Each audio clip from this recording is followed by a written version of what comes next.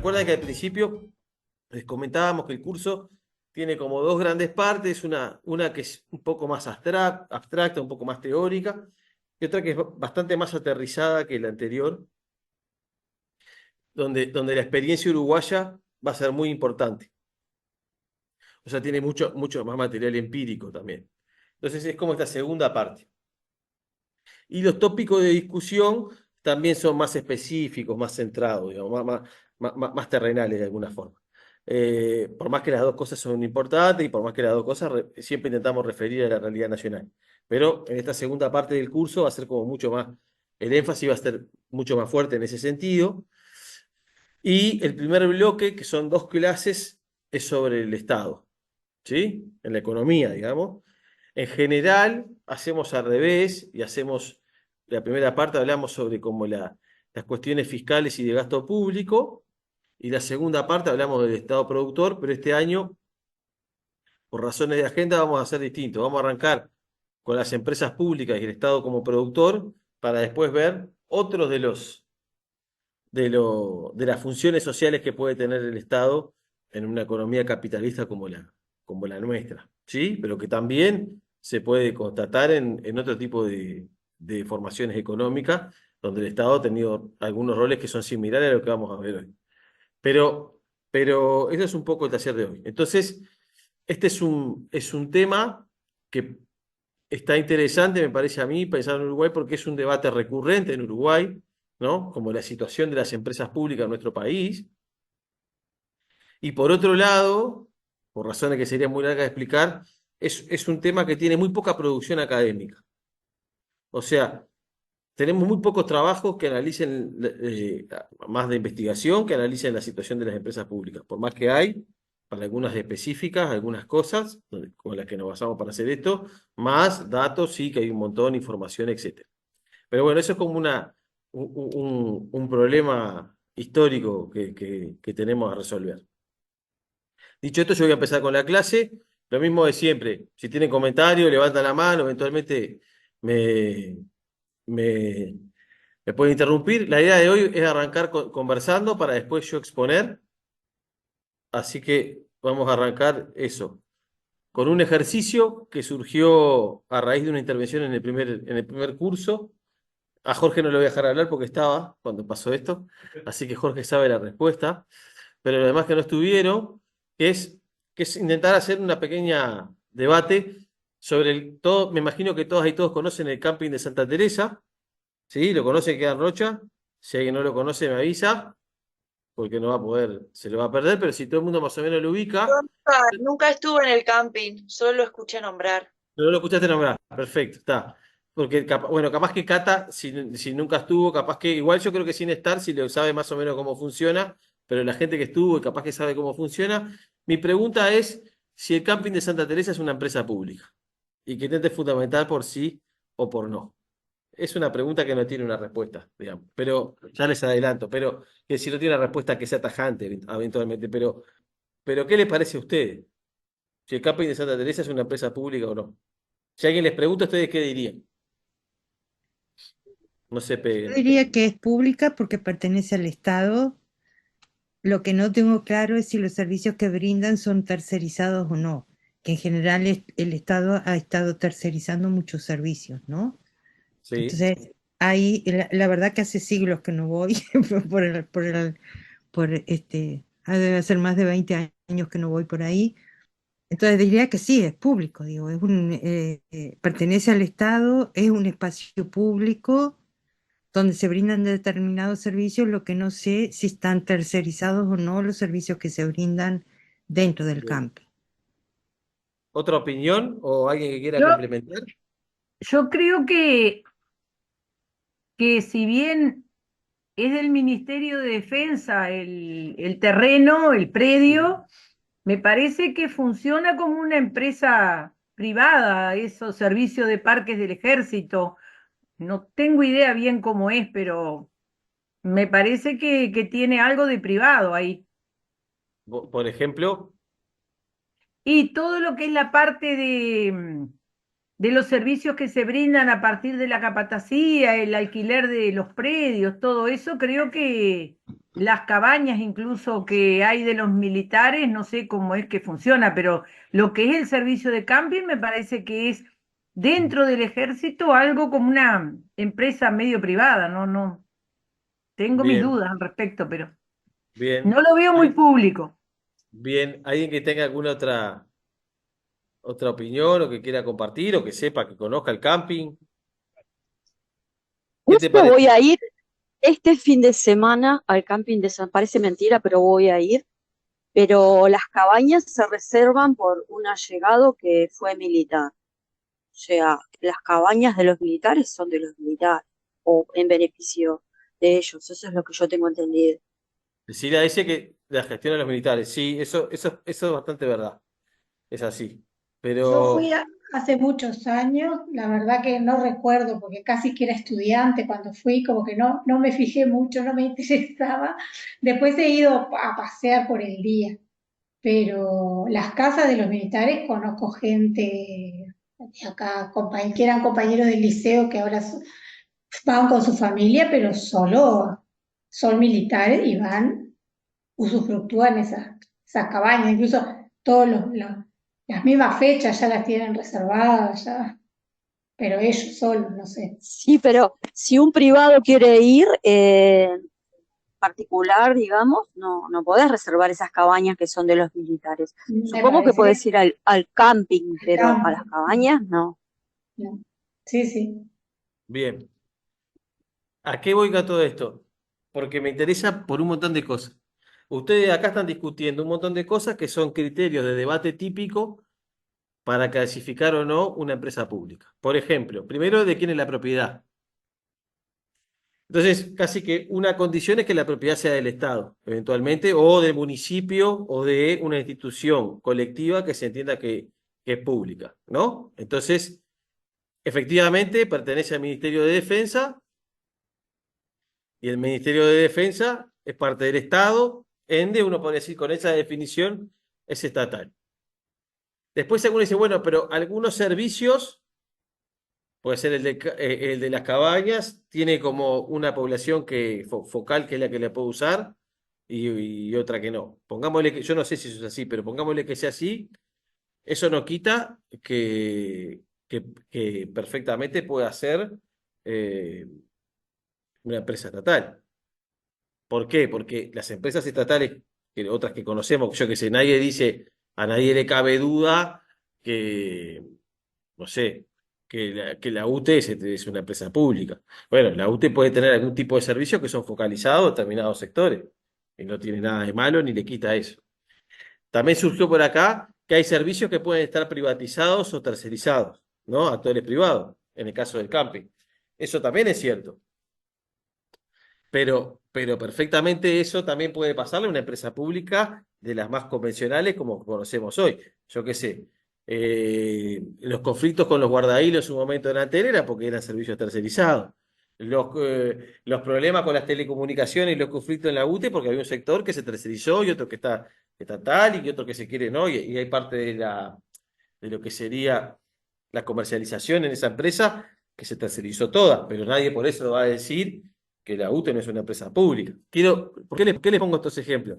Porque ustedes identificaron en una cosa tan simple como el camping de Santa Teresa un montón de discusiones que hay en torno a qué difícil que puede ser a veces clasificar a una empresa como estatal o no, y todas las cosas que se pueden considerar. Entonces, nada, me parecía como eso estaba bueno. Y para dejarles esta idea de que yo creo que el camping de Santa Teresa efectivamente, vamos a ver ahora, discutir, es una empresa pública. Y por eso, y que nadie dice que funcione muy de forma ineficiente. Por eso siempre lo traigo como un ejemplo que desde que tuvimos un debate acá, y hay otros ejemplos, como el laboratorio de Dorrego, por ejemplo, que es un laboratorio que pertenece al Ministerio de Salud Pública, que yo creo que también es una empresa pública, a pesar de que no solo produce para ACE, ¿no? Y no vende a terceros, no por eso deja de ser una empresa. Pero bueno, es como para discutir. Entonces ahora les traigo, como más para ponerme serio, una definición de Francisco Comín, que es un historiador económico español, un liberal levemente gasificado, pero que es un tipo muy interesante y que estudió mucho la historia de las empresas públicas y tiene una definición muy sencilla que dice que una empresa pública es un organismo, servicio o empresa que tiene todo o parcialmente propiedad de poderes públicos, o sea, no solamente el Estado, puede ser un municipio, una región, o que está controlada por estos. Acá me parece que es más vidrioso eso la discusión, pero no lo vamos a ver hoy. Puede vender bien esos servicios a cambio de un precio, pero también puede suministrar bienes y servicios públicos que sean financiados como impuestos. Por ejemplo, el laboratorio de Dorrego, para mi gusto, califica muy bien, porque no tiene precio, porque le vende a sí mismo, pero sí se financia con fondos públicos y produce, ¿no? Produce medicamentos. Por eso es un laboratorio, como también lo hace el laboratorio de Urufarma. Y nadie dice que Urufarma no es una empresa, obviamente privada, y bueno, yo digo que Dorrego es una pequeña empresa pública. ¿Se entiende? Pero esto muchas veces choca con las definiciones. ¿Por qué?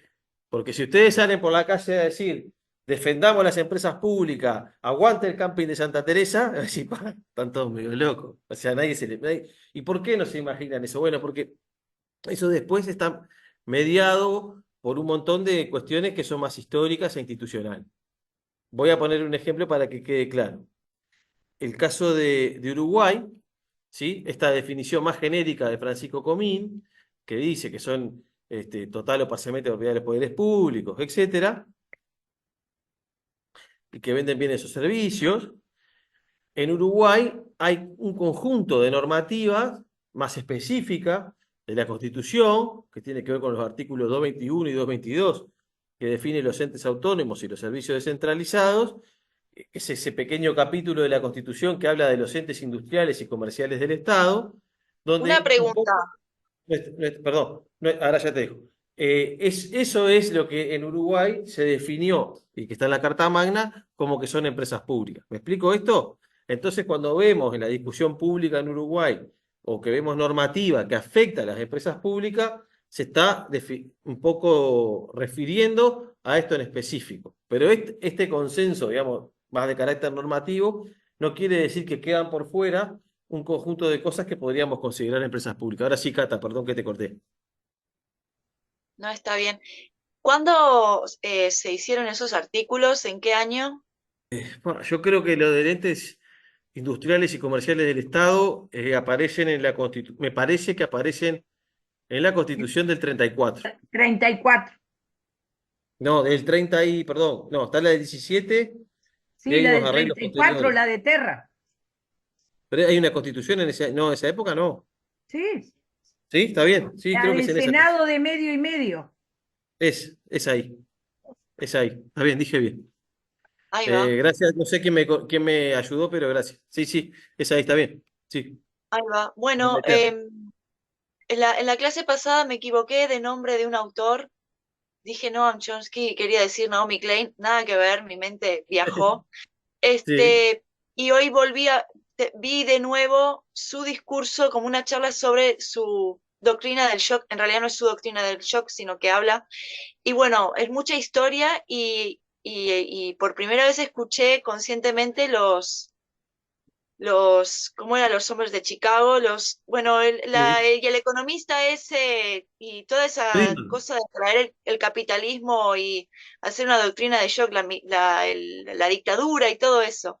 Y cómo eso fue un cambio, una privatización de un montón de cuestiones estatales.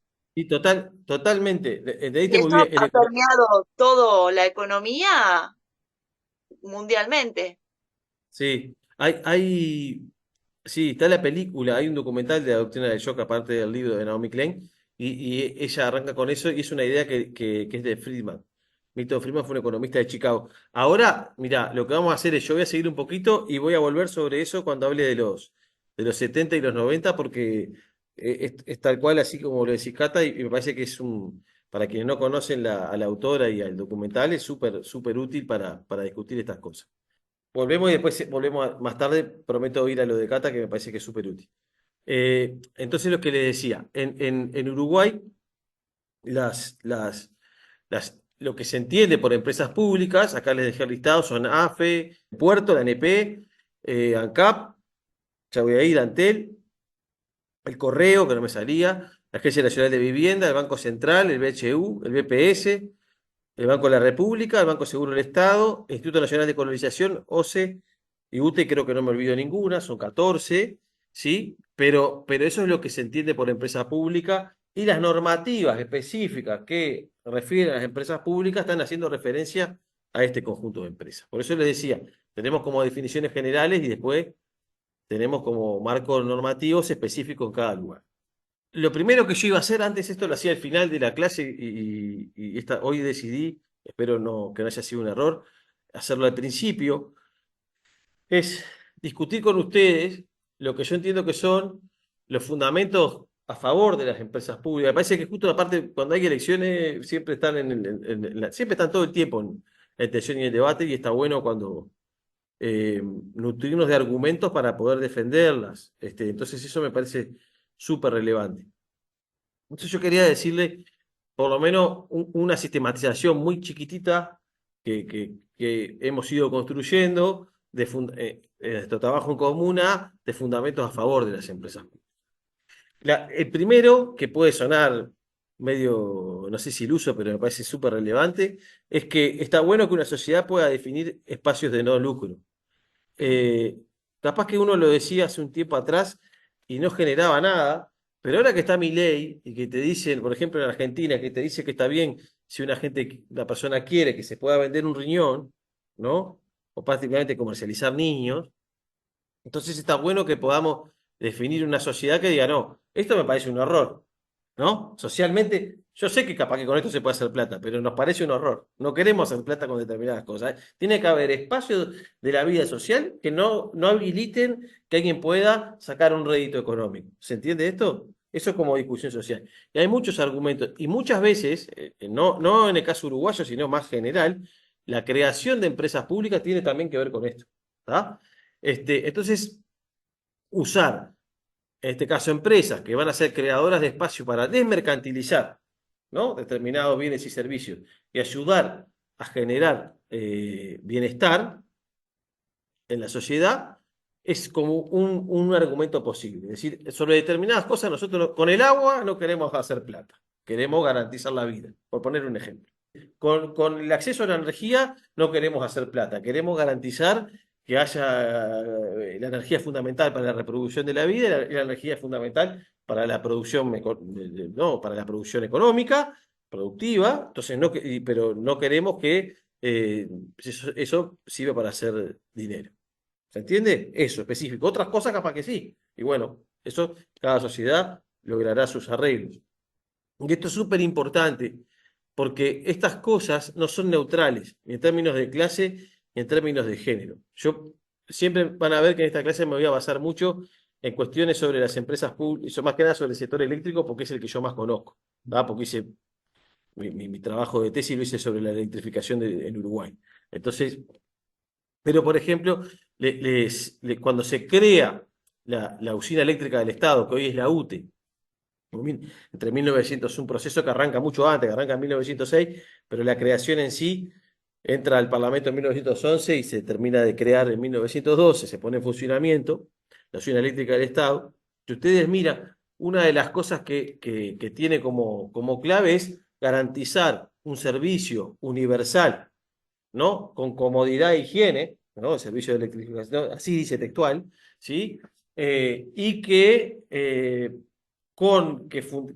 esto no es textual, pero casi, que priorice a las clases menos pudientes, ¿no? Y usa el término de las clases menos pudientes. Quiero decir, muchas veces definir espacios de desmercantilización no es para nada neutral en términos de clase. Y también de género. Por ejemplo, esto no pasa en el caso uruguayo, pero sí en muchos lados.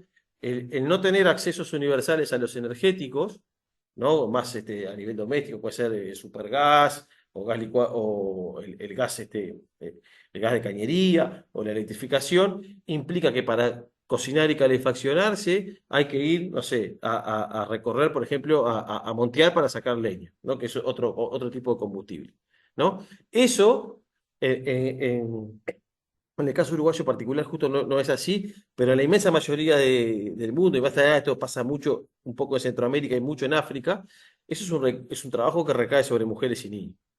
Entonces, el generar una empresa pública que socialice esto, aunque sea sin lucro, no es neutral de ese punto de vista. Eso es un eje posible de la discusión, ¿sí? Si algo no se entiende, por favor, pregúnteme o parece que hay que desarrollarlo más. La otra cuestión es por consideraciones de carácter estratégico. Ya no tiene que ver con que yo quiero que haya determinados ámbitos de la vida social donde no se pueda hacer dinero, que es, insisto, es un argumento muy válido y que ha existido y existe en muchos lados, sino que porque hay algunas consideraciones de tipo estratégico, sea soberanía energética, sea soberanía militar. Esto pasa mucho, bueno, podemos hablar, pero en lugares por ejemplo, para fabricar armas se precisa mucha energía, ¿no? Entonces eso también sucede. O por razones ambientales, ¿sí? Hay muchos argumentos. Voy a poner uno que es del año pasado, un poquito más incluso, que es cuando empezó la guerra en Ucrania. Si ustedes saben que hay un conflicto entre Ucrania, bueno, ya es un conflicto medio global, ¿no? Arranca entre Rusia y Ucrania, pero en realidad es un conflicto de carácter global. Y no sé si saben, pero Rusia tiene un sistema, digamos, es un gran productor, principal productor de gas del mundo, y abastece tanto a buena parte de Asia como a buena parte de Europa por gas por cañería. Por el conflicto con Ucrania, eh, Europa se quedó sin ese gas que un poco le abastecía Rusia. Esto hizo que una empresa que estaba parcialmente privatizada, como la Electricité de France, sí, que es como la EDF, que es la empresa eléctrica en todo eso, y que tiene. Ustedes saben que después de Paraguay, porque capaz que muchos lo saben, el principal exportador de electricidad del mundo es Paraguay con Itaipú, ¿no? Un contrato leonino espantoso que Brasil, digamos, le paga nada por toda esa electricidad. Pero el segundo exportador de electricidad más grande del mundo es Francia. Francia abastece de electricidad, más que nada a Alemania y a buena parte de la Unión Europea, porque tiene mucha generación nuclear, ¿sí? Reactores nucleares. ¿Qué pasa? Cuando privatizaron buena parte de las acciones, una cosa que sucedió es que los accionistas privados tienen intereses de corto plazo, ¿sí? No les interesa hacer inversiones estratégicas a largo plazo y con costos hundidos muy altos, como puede hacer invertir en reactores nucleares, sino que les interesa ganar plata lo antes posible. Por tanto, una cosa que fue sucediendo en ese proceso de privatización de acciones que tenía más de 20 años, es que estaban totalmente estancadas las inversiones en reactores nucleares.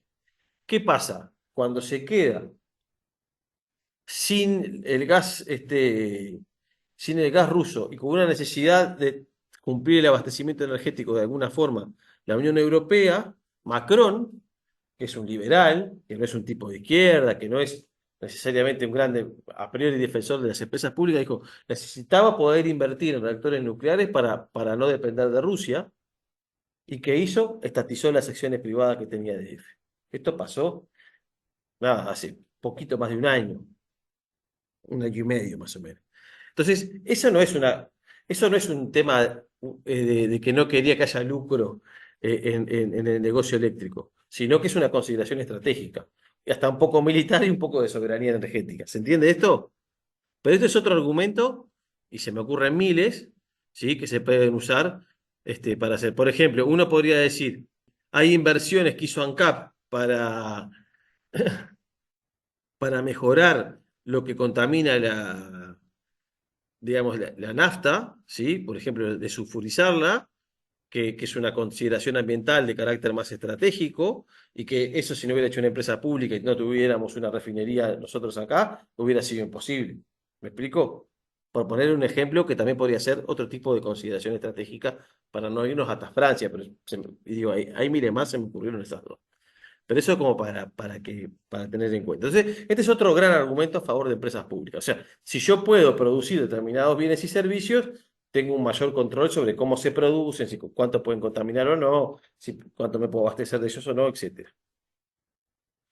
Un tercer argumento, y que yo creo que es muy importante para una economía pequeña y dependiente como la uruguaya, es que a veces permite generar escalas para la generación de conocimiento. ¿Qué quiero decir con esto? En un país tan chico como el nuestro, poder tener una masa crítica de técnicos o científicos o lo que sea desarrollando un producto es muy, muy difícil. ¿Sí? En general no tenemos esa capacidad como para generar experimentación, desarrollo de conocimiento tecnológico, aplicaciones experimentales, etcétera. Entonces, eso es muy difícil para aplicarlo a la producción. Por tanto, centralizar en una sola gran empresa y usarlas un poco como laboratorio es fundamental. Cuando uno empieza a revisar, en el caso uruguayo, por ejemplo, gracias a eso, no sé, la UTE tenía unos laboratorios que testeaban materiales eléctricos y testeaban maquinaria, etcétera. Eso se pudo hacer porque se centralizó y se armó un laboratorio específico. Si no tuviéramos una única gran empresa y tuviéramos un montón de empresas que no sé si caben en Uruguay, más chiquitas, es muy difícil pensar que una de esas pudiera haber generado una escala suficiente para tener un laboratorio para testear material eléctrico. Para poner en el caso. Obviamente, si fuéramos a Estados Unidos, una mega empresa privada lo puede hacer, y lo hacen de hecho, y mucho más y mejor que acá. Pero para lugares tan chicos, precisás como centralizar capitales en un único lugar para poder hacer eso. Eso también pasa, por ejemplo, con otros tipos de desarrollo. En Uruguay hay conocimientos específicos sobre nada, no sé, cómo combinar energía hidráulica con eólica de forma más eficiente, que se hizo porque hay un despacho que era público y toda una empresa grande que tiene un grupo de planificación estratégica dedicada a estudiar esas cosas. Entonces hay como, se nuclearon mucha gente en un mismo lugar, trabajando el mismo problema, se pueden hacer esas cosas. También hay ejemplos, en ANCAP hay un montón, en Antel hay algunos, etcétera. Quiero decir, entonces, generar escalas para tener como un poco laboratorios o lugares experimentales para el conocimiento es otro buen argumento para las empresas públicas en general y muy particularmente para, para el caso de países chicos. En el mundo, incluso, yo diría que todos los desarrollos económicos, de teoría económica para pensar las tarifas eléctricas, los más importantes se hicieron en la empresa pública francesa. O sea, no se hicieron en las universidades, ¿no? Porque ahí tenían un lugar donde había, por ejemplo, ingenieros y economistas rolete pensando ese problema y estudiando ese problema. Entonces, eso para que vean ejemplos históricos de un buen argumento para generar empresas públicas. Y también desarrollos tecnológicos específicos. Y hay un otro argumento que para el caso uruguayo yo creo que es muy válido, y de hecho se aplicó mucho más que nada en la época vamos a ver, de José Valle Ordóñez, para combatir posiciones monopólicas de empresarios privados, ¿sí? Sean nacionales o transnacionales. Esto pasa en muchos lugares por ejemplo, cuando ustedes miran la fundamentación de la creación de lo que hoy es la UTE, ¿sí? El mensaje que manda el Poder Ejecutivo José Valle Ordóñez dice explícitamente eso, ¿sí? Que es una suerte de monopolio natural, que quiere decir una economía tan chica y las características que tiene el tendido eléctrico iban a hacer que necesariamente una única gran empresa un poco terminará dominando el mercado. Entonces dice, antes de que sea un privado nacional, o que era lo más seguro, porque los privados nacionales no tenían capacidad, un privado extranjero, en ese caso de parte en general eran ingleses o estadounidenses, dice, preferimos que el monopolio lo tenga el Estado. Y en vez de que esas excedentes se vayan como regalías hacia el extranjero, se pueden quedar acá y reinvertir en el Uruguay. ¿Sí? En el caso del discurso ballista. Pero eso es una cosa que aparece en varios lados. ¿Sí? No sé si se inventó acá o no, pero seguro que no se aplicó solo en Uruguay. Pero entonces, combatir posiciones monopólicas de empresarios privados también es importante, como otro argumento a favor de las empresas públicas. Entonces, una cosa que hay un economista que a mí me gusta mucho, se llama Ha-Hyun Chang, que es surcoreano, que dice, privatizar, cuando vos tenés una empresa pública, tiene costos. Entonces, cuando alguien te diga que va a ser mejor privatizar, que te diga antes cuáles son los costos de privatizar, cuáles son los beneficios, que te muestre que los beneficios van a ser mayores que los costos. Entonces yo diría acá lo mismo. Si vos vas a privatizar una empresa pública para generar un nuevo monopolio igualito pero privado, eso pasó mucho en Argentina en los 90, bueno, va a tener, aparte de ese costo social que tiene la privatización, va a tener que demostrar que ese monopolio privado va a ser mejor que el monopolio público. ¿Se entiende? Porque no es que vas a pasar a un régimen competitivo o de otra índole. Entonces, esas son discusiones que no siempre están presentes a la hora de dar estos debates. Pero bueno, yo diría, con esto son los 4 grandes argumentos que yo conozco como a favor de las empresas públicas. Está. Y esto no importa, acá puse el caso del iPhone que no viene a caso. En el mundo, esto se lo dejo para que ustedes lo miren después, hay muchos casos de empresas públicas o de países que tienen un gran peso en las empresas estatales que muchas veces no aparecen. Yo acá elegí algunos casos, pero, pero que porque tienen que ver con la discusión política en Uruguay. Por ejemplo, vieron que siempre Finlandia se dice que es maravillosa cuando se habla de educación, el modelo finlandés, qué sé yo, pero bueno, Finlandia estuvo, mientras acá se hablaba muchas veces de privatizar, Finlandia casi que prohibió la invasión extranjera durante casi todo el siglo XX, o durante 50, 60 años del siglo XX, prohibió la inversión extranjera. Si tenía más del 20% de componente extranjero, las prohibía. Y otros hacían otras cosas que también se tiran como modelo, donde las empresas públicas son fundamentales. Por ejemplo, yo me acuerdo que era chico, pero lo dijo muchos años. El papá del actual presidente, o sea, la calle Herrera, él tenía la idea de hacer de Uruguay Taiwán, ¿no? Estaban mirando el despegue del sudeste asiático, Taiwán, Singapur, etcétera, y que decía, queremos hacer libre mercado como hacen Taiwán y Singapur. Pero te cuentan eso y no te cuentan que es verdad, ¿no? Taiwán particularmente es una economía súper abierta. Pero tienen un peso las empresas públicas como casi ningún otro país en el mundo. Entonces, por ejemplo, Singapur tiene como un 20% del PBI, está producido por empresas públicas, que es el doble de la media internacional, que es un 10%. Y Taiwán tiene como una empresa pública de producción de vivienda que produce casi que el 80% de la vivienda, pero movida por fondos públicos, está hecha por una empresa estatal. Entonces, quiero decir, son como ejemplos que muchas veces cuando te venden un modelo no te cuentan un montón de cosas, ¿no? El caso me parece que Singapur es el más notorio, donde las empresas públicas son realmente enormes. Y después la otra cosa que yo ya les había contado un poco, pero que le puse en el punto 3 y acá lo dejé para profundizar, esto ya lo vi, así que prefiero saltearlo, pero un poco de eso cuando les decía cómo puede incidir en la ciencia y tecnología, que una era esta que ya les había dicho, como generar una escala, una masa crítica de técnicos que puedan producir, etcétera, como aula, como laboratorio.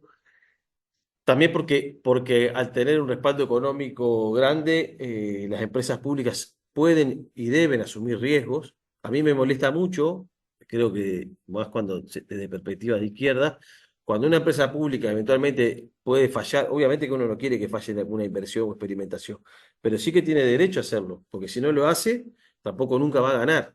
¿Me explico? Si no toma ningún riesgo. Esto no quiere decir, a veces sabemos que hacen cosas que son un desastre y están mal, y está bien que las critiquemos. Lo que quiero decir es, no podemos asumir que a veces se hace una apuesta a determinada tecnología y eso no funciona tan bien como que es el caos, porque eso le pasa a todas las empresas. Y en un lugar donde falta muchas veces innovaciones y pensar cosas nuevas y diferentes, me parece que eso es importante. Y desde el punto de vista de eso del lado de la oferta, desde el punto de vista de la demanda, las empresas públicas también son muy relevantes porque muchas veces han operado como estimuladores de la investigación. En el caso uruguayo, por ejemplo, esto es muy claro porque de hecho tanto ANCAP como UTE generaron grandes acuerdos con la Universidad de la República para generar, y también con la ANI, para generar fondos específicos de investigación. No siempre han funcionado bien, para ser sincero, pero sí han generado como una forma eh, desde el lado de la demanda, de estimular la innovación. Y también sectores de actividad que no existían. Por ejemplo, en Uruguay no había empresas que produjeran transmisores eléctricos y la UTE, garantizando compras estatales, contribuyó a que se generaran dos y funcionaron durante un tiempo. Urutransport fue una de ellas.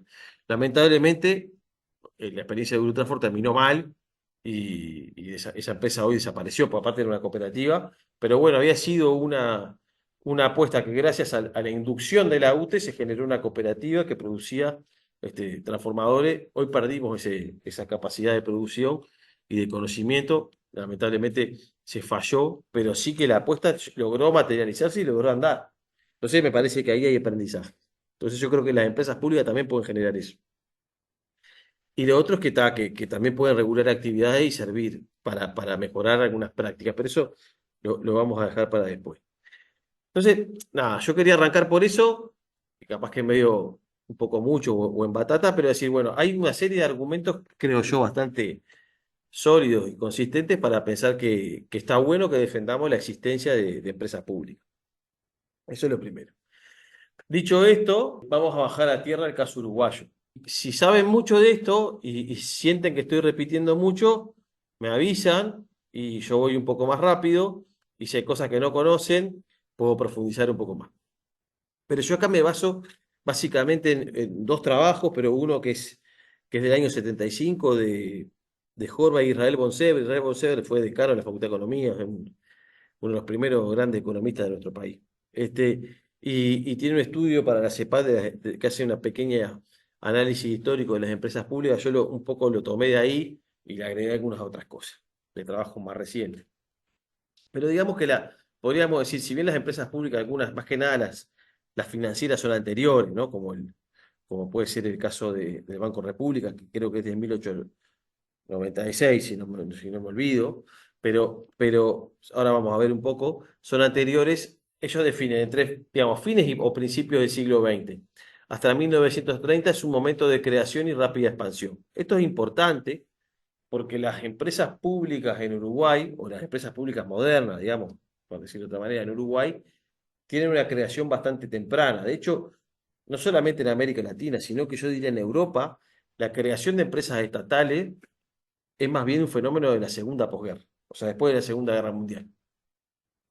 Incluso un país como Costa Rica, por ejemplo, que es famoso porque, bueno, es parecido, dicen, a Uruguay, pero en Centroamérica, que tiene servicios públicos y un desarrollo de estado de bienestar en el Caribe, por decir de alguna manera. Todo eso viene después de 1948 y el Pacto Cívico, o sea, son desarrollos muy posteriores, ¿sí? Entonces, Uruguay, un poco, yo creo que en parte por el impulso del reformismo ballista, tiene un desarrollo bastante pionero de empresas públicas. Y bueno, a partir de ese periodo hasta 1930, aproximadamente, ahora vamos a ver qué fechas se pueden poner como límite, hay un desarrollo muy importante. Acá les dejo algunos datos, pero la ANP, ¿no? El puerto se crea en 1909, lo que es la usina eléctrica del Estado después la UTE en 1912, el BHU también, el SOIP, que es sobre la pesca en 1916, Frigorífico Nacional en 1928, ANCAP en 1931, que vamos a ver que ahí ya hay un problema, recién va a ponerse en funcionamiento en el 37 prácticamente. Y acá hay un montón de cosas que yo no estoy, acá las menciono abajo, podrían ser consideradas como protoempresas públicas, como el Instituto de la Química, el Instituto de la Geología, el desarrollo de la imprenta nacional, que después pasó a ser parte de la UTE. En fin, un montón de cosas de empresas públicas que se desarrollaron en este periodo y que un poco funcionaron como entes autónomos o servicios descentralizados. Acá les mostré que algunas, de que no les había dicho al principio, las que son financieras, como el caso de Brow, no son anteriores, ¿no? Hay un proto BHU en 1892, en 1896 se crea el Brow. Acá esto es muy importante porque en este periodo, o sea, desde 1890 a 91, hubo una gran crisis financiera que tuvo un impacto mundial, que hay debate de dónde surge, pero según Benjamín Nahum, tiene su génesis en la Bolsa de Valores de Montevideo. La interpretación es de que el problema del banco, los Baring y qué sé yo, es que empieza acá, repercute en la Bolsa de Río de Janeiro y eso tiene una repercusión global. Yo no sé si es verdad o es un poco de chauvinismo ahí de Nahum, pero lo cierto es que Uruguay tuvo incidencia en eso y qué sé yo, y era un momento donde había mucha desregulación y una de las respuestas de eso fue, entre otras cosas, crear banca estatal, ¿sí? Para minimizar los riesgos, ¿sí? Y ayudar a regular un poco la economía. Ahí es un momento que se crea algo parecido al BHU y se crea el BROW y después va a estar el Banco Seguro del Estado más adelante, ¿no? ¿Y por qué esto? Porque ¿se acuerdan del debate? Si lo vieron, bueno, hay una profe de historia, o hay más de una y dos, creo, me van a corregir, el debate entre cursistas y oristas, que yo no quiero salir de decir disparate, pero, pero todo ese debate que es súper relevante, acá lo que es importante para que ustedes tengan en cuenta es que se empieza a tener conciencia de que la emisión de moneda y el crédito son bienes públicos. Y por tanto hay que tener una banca pública que respalde eso.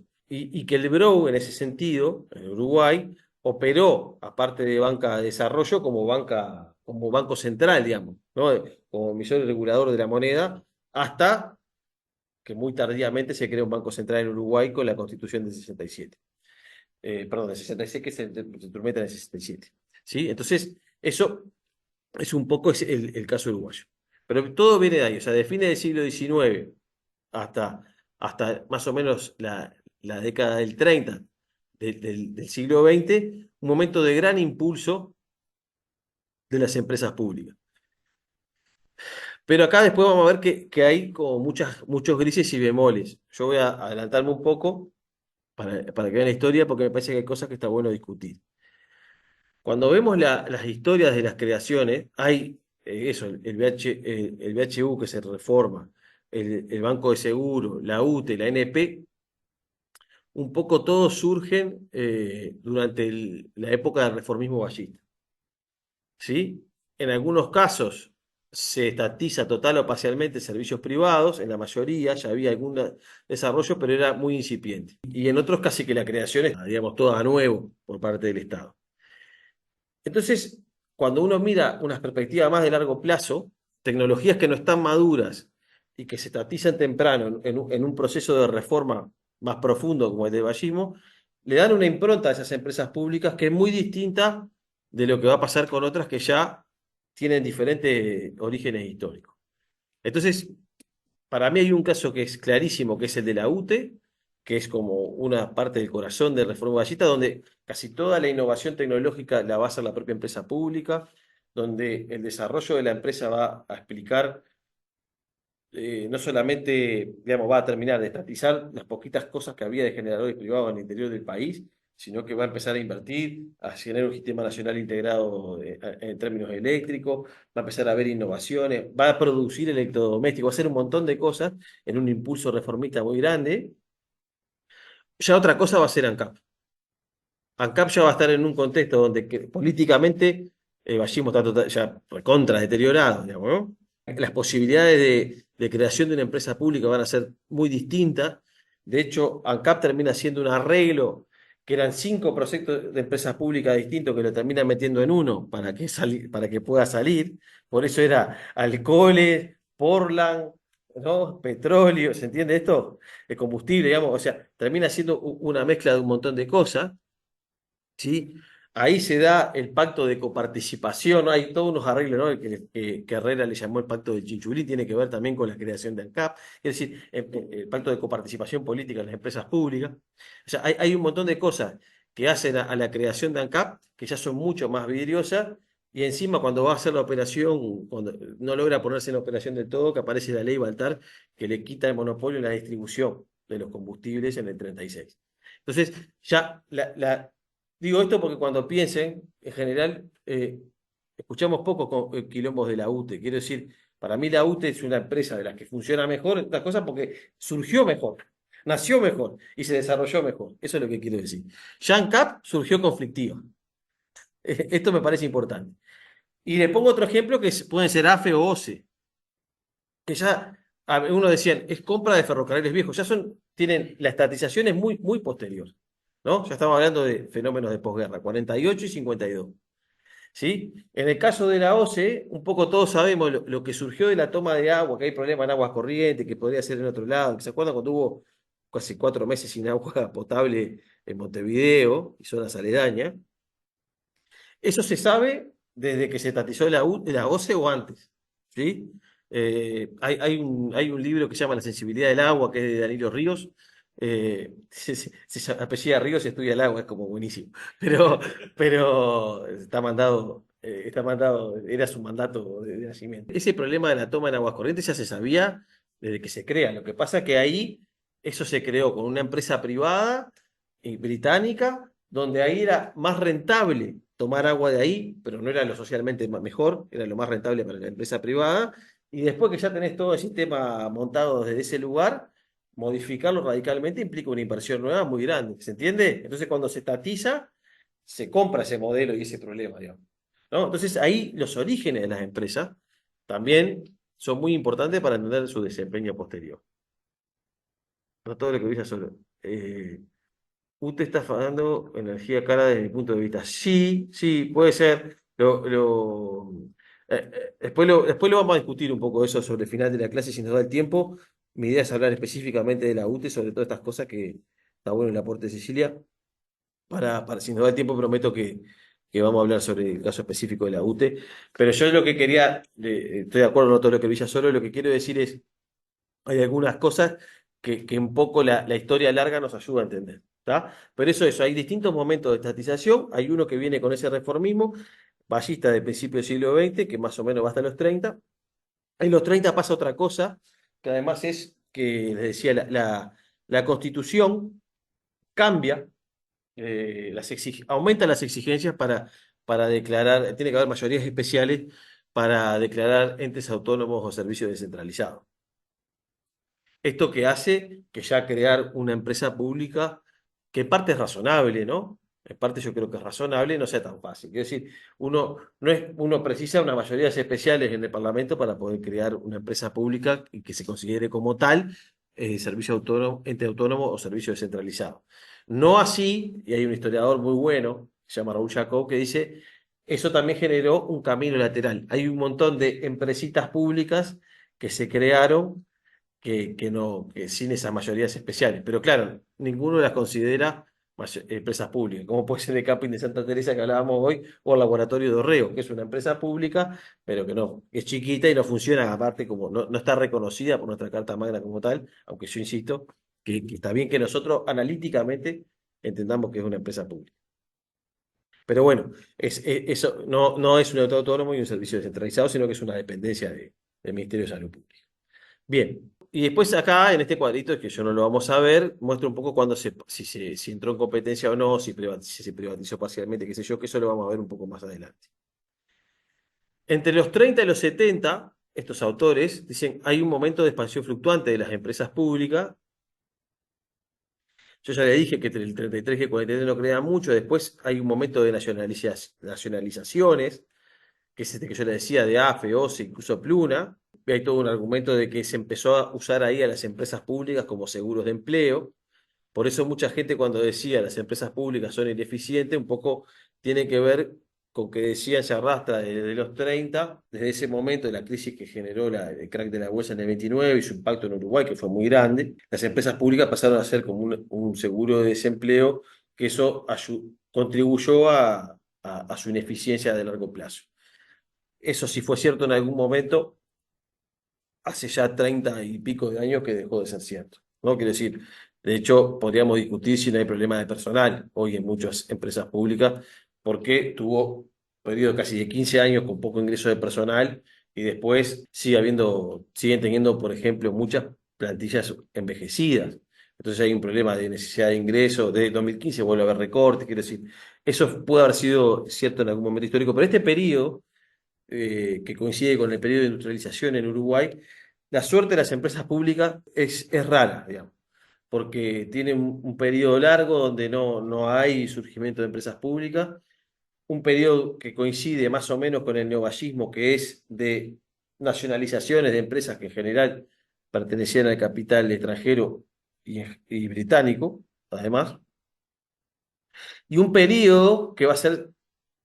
Acá yo lo puse entre el 55 y el 73, pero que tiene mucho que ver casi que con la época de Pacheco en adelante, la mayoría, o sea, de fines de los 60 hasta la dictadura, que de fuerte estatización, ¿sí? Que eso capaz que nos llama la atención, porque, ¿no? En general, desde el punto de vista histórico, cuando decimos que gana el herrerismo-ruralismo en el 58, empieza como un proceso de mayor liberalización de la economía, ¿no? Eso más o menos se discute así en mayor o menor grado.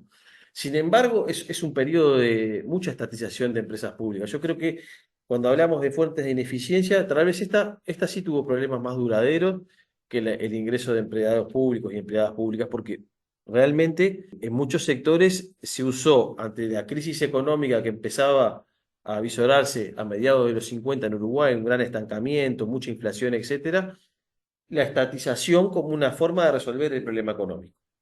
¿Sí? Cada vez que un sector de actividad económica caía en crisis, la solución en ese entonces, que es diferente a esos liberales a los de ahora, ¿no? La solución en ese entonces era estatizar. Y claro, si vos estatizás empresas fundidas, probablemente no le vaya muy bien. ¿Se entiende esto? Porque ya compraste algo que estaba fundido. Por eso yo insisto en esta idea de que el origen histórico de la empresa pública para mí es determinante para entender su desempeño. Entonces, los frigoríficos entre el 58 y el 71 se absorben un montón de frigoríficos. Y se crean los frigoríficos del Cerro, el frigorífico Artigas, ¿no? Que absorbe el Sufic Artigas. El 68 el frigorífico nacional absorbe el Fray Bentos. Se crea el frigorífico Melilla, que es otro frigorífico estatal, que es la apropiación de uno privado, que es el sudamericano. Quiere decir, hay un montón de frigoríficos que pasan a formar parte pasan a ser empresas públicas, más allá del frigorífico nacional que venía del 28, que son estatizaciones de empresas fundidas. Esto después, entre los 70 y los 80, se van a reprivatizar todo, incluido el que era estatal de antes. También los textiles, ¿sí? Va a haber Copar que se va a crear en el 68, miren qué año, ¿sí? Copacheco. Pero que va a ser una estatización de un montón de sociedades anónimas que eran textiles que estaban todas fundidas también. ¿Se entiende esto? Se fundía un sector, estatizábamos, se fundía un sector, estatizábamos. La compañía del gas, que era británica, que es una estatización y nacionalización, se estatiza en el 70, en el año 70. ¿Sí? Y además, ustedes saben que en Uruguay hubo una crisis bancaria fuerte en el 65, que ahí también se estatizaron varios bancos y se regularizaron, que ahí hubo unos peiranos también famosos, que después es un apellido que volvió a la crisis bancaria del 2002, pero en ese entonces también una de las formas que se hizo fue estatizar e intervenir bancos, como forma de intentar salvar el sistema financiero. Entonces, acá es un periodo, yo creo que clave para entender los desempeños malos después. Acá hay una lección aprendida, creo que si un sector se funde, estatizar la empresa privada que se fundió no es necesariamente la mejor solución. Esto digo porque después creo que en los 2000 pasó que cuando algún sector se fundía, se intentaba generar cooperativas, más que, más que estatizar, pero para enganchar con la clase anterior. Pero yo no sé si tampoco, si cooperativizar una empresa que está fundida, tampoco no siempre te va a garantir que te va a ir bien después. Entonces, no le echemos la culpa, digamos, que las cooperativas no sirven para nada cuando lo que estatizaste era una empresa fundida. Digo esto, y lo digo para las empresas públicas, y lo que aplica también, que fue una forma de intervención distinta que se dio 50 años después, digamos. Y acá en los 70 empieza, bueno, se viene el golpe de Estado y un periodo que es un poco vidrioso, porque yo le puse en grande la era de predominio liberal, porque es cierto que empieza a haber una liberación, en el caso uruguayo, más que nada un poco de mayor apertura externa, se liberaliza la dictadura el mercado de capitales, una gran desregulación financiera. Hay una retórica a favor del mercado, que es más retórica, me parece a mí, en dictadura que realidad. En los 90 sí es retórica y es realidad también. Y una idea también muy genérica de reducción del Estado y de las empresas públicas. Pero esto en dictadura es vidrioso por muchos sentidos. Eh, el primero, que es muy relevante, aunque no es el más importante tal vez, es que los militares son funcionarios públicos. Y los militares son bastante más estatistas de lo que parece. Entonces, es cierto que compraron un programa económico, que era el del Plan Nacional de Desarrollo en Uruguay, o que era el de los Chicago Boys, la doctrina del shock en Chile, para volver a lo que decía Cata hoy al principio de la clase. ¿Sí? Es cierto que compraron ese programa, pero los militares no eran eso. ¿Sí? Eran otra cosa.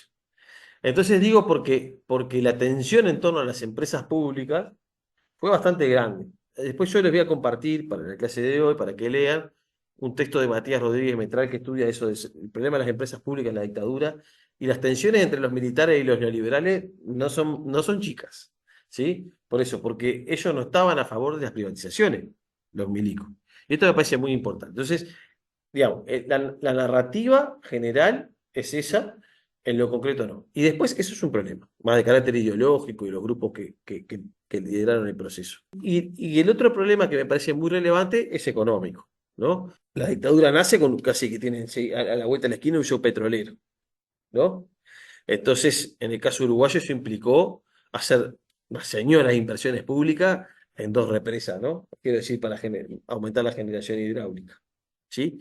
Por eso van a empezar a operar de a poco Salto Grande y Palmar, ¿sí? Eso lo hace, son inversiones que se desarrollan en dictadura, en parte porque yo creo que los militares no estaban en contra de las empresas públicas, pero también más que nada porque hubo un shock petrolero y una necesidad económica muy grande. ¿Sí? Y lo mismo podemos ver en otras empresas públicas donde hay un desarrollo y no solamente una reducción. ¿Ah? Esto es fundamental. Pero sí hay cambios más o menos. Pablo, en Sí, ese sí, periodo no está el consenso de Washington también, eso va a ser después, en los 90. Ahora vamos a llegar en los ahí. 90, está. Yo No, estoy no, no, hablando de los no, 70.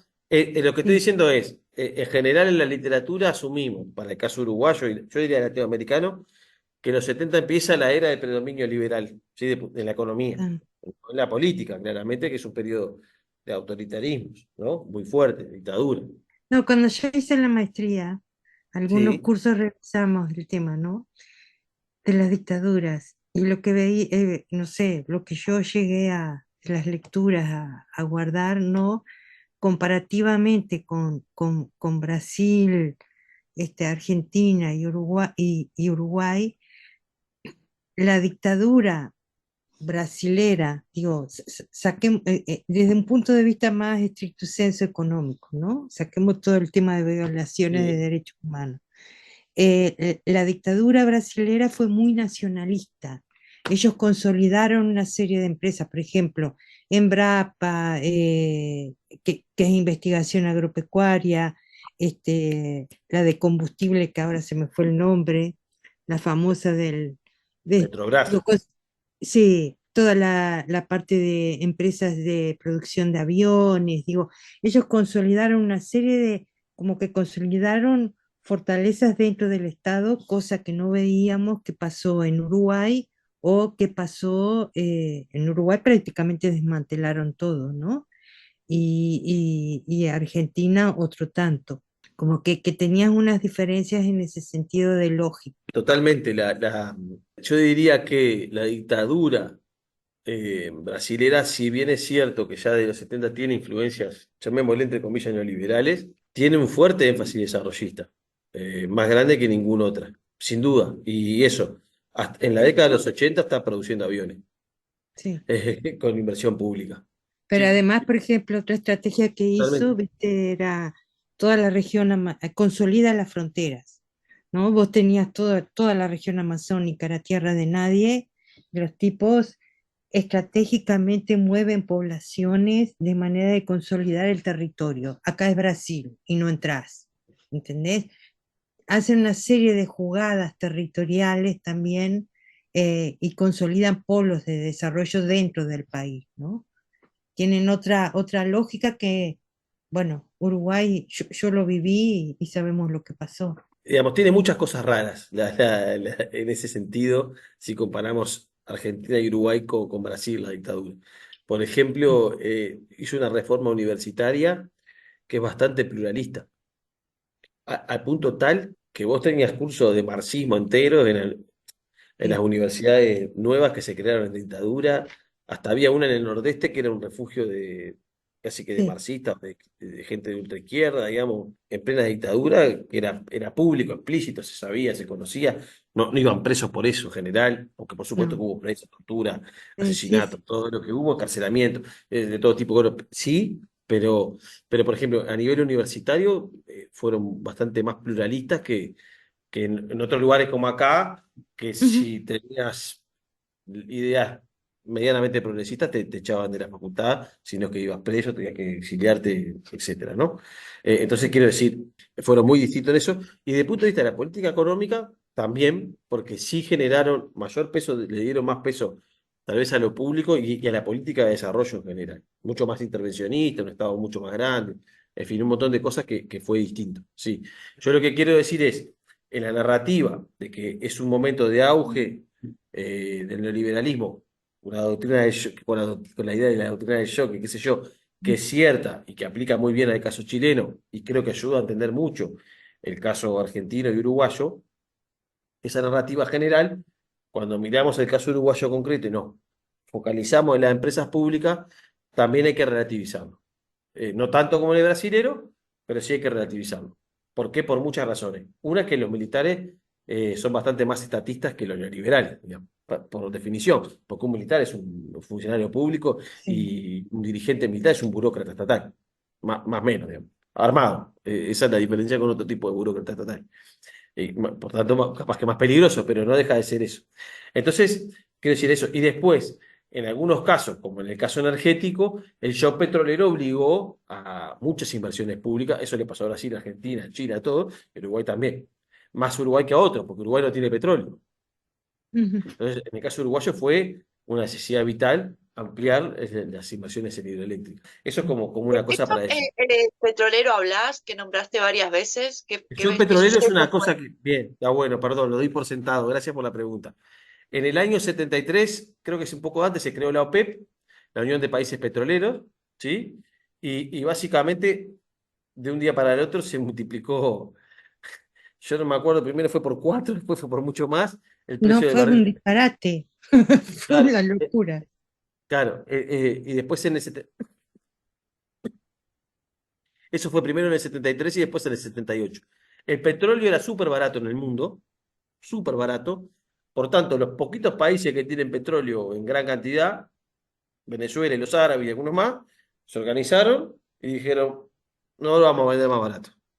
Y eso implicó, eso fue en el año 73, donde el aumento, yo no me acuerdo, pero se multiplicaba por 4, o sea, 400%, 2 veces creo que fue más o menos, el precio del petróleo.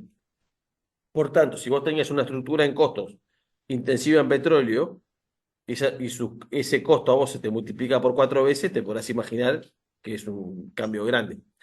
En el caso uruguayo, ya había hidroeléctrica desde el 46, que era importante, pero el petróleo era muy importante. Cuando el petróleo se dispara, necesariamente tuvo que invertir para aumentar la oferta en hidroelectricidad. ¿Tá? Eso coincidió históricamente con la dictadura, de casualidad. No es que acá hubo dictadura porque hubo yo petrolero, ni mucho menos.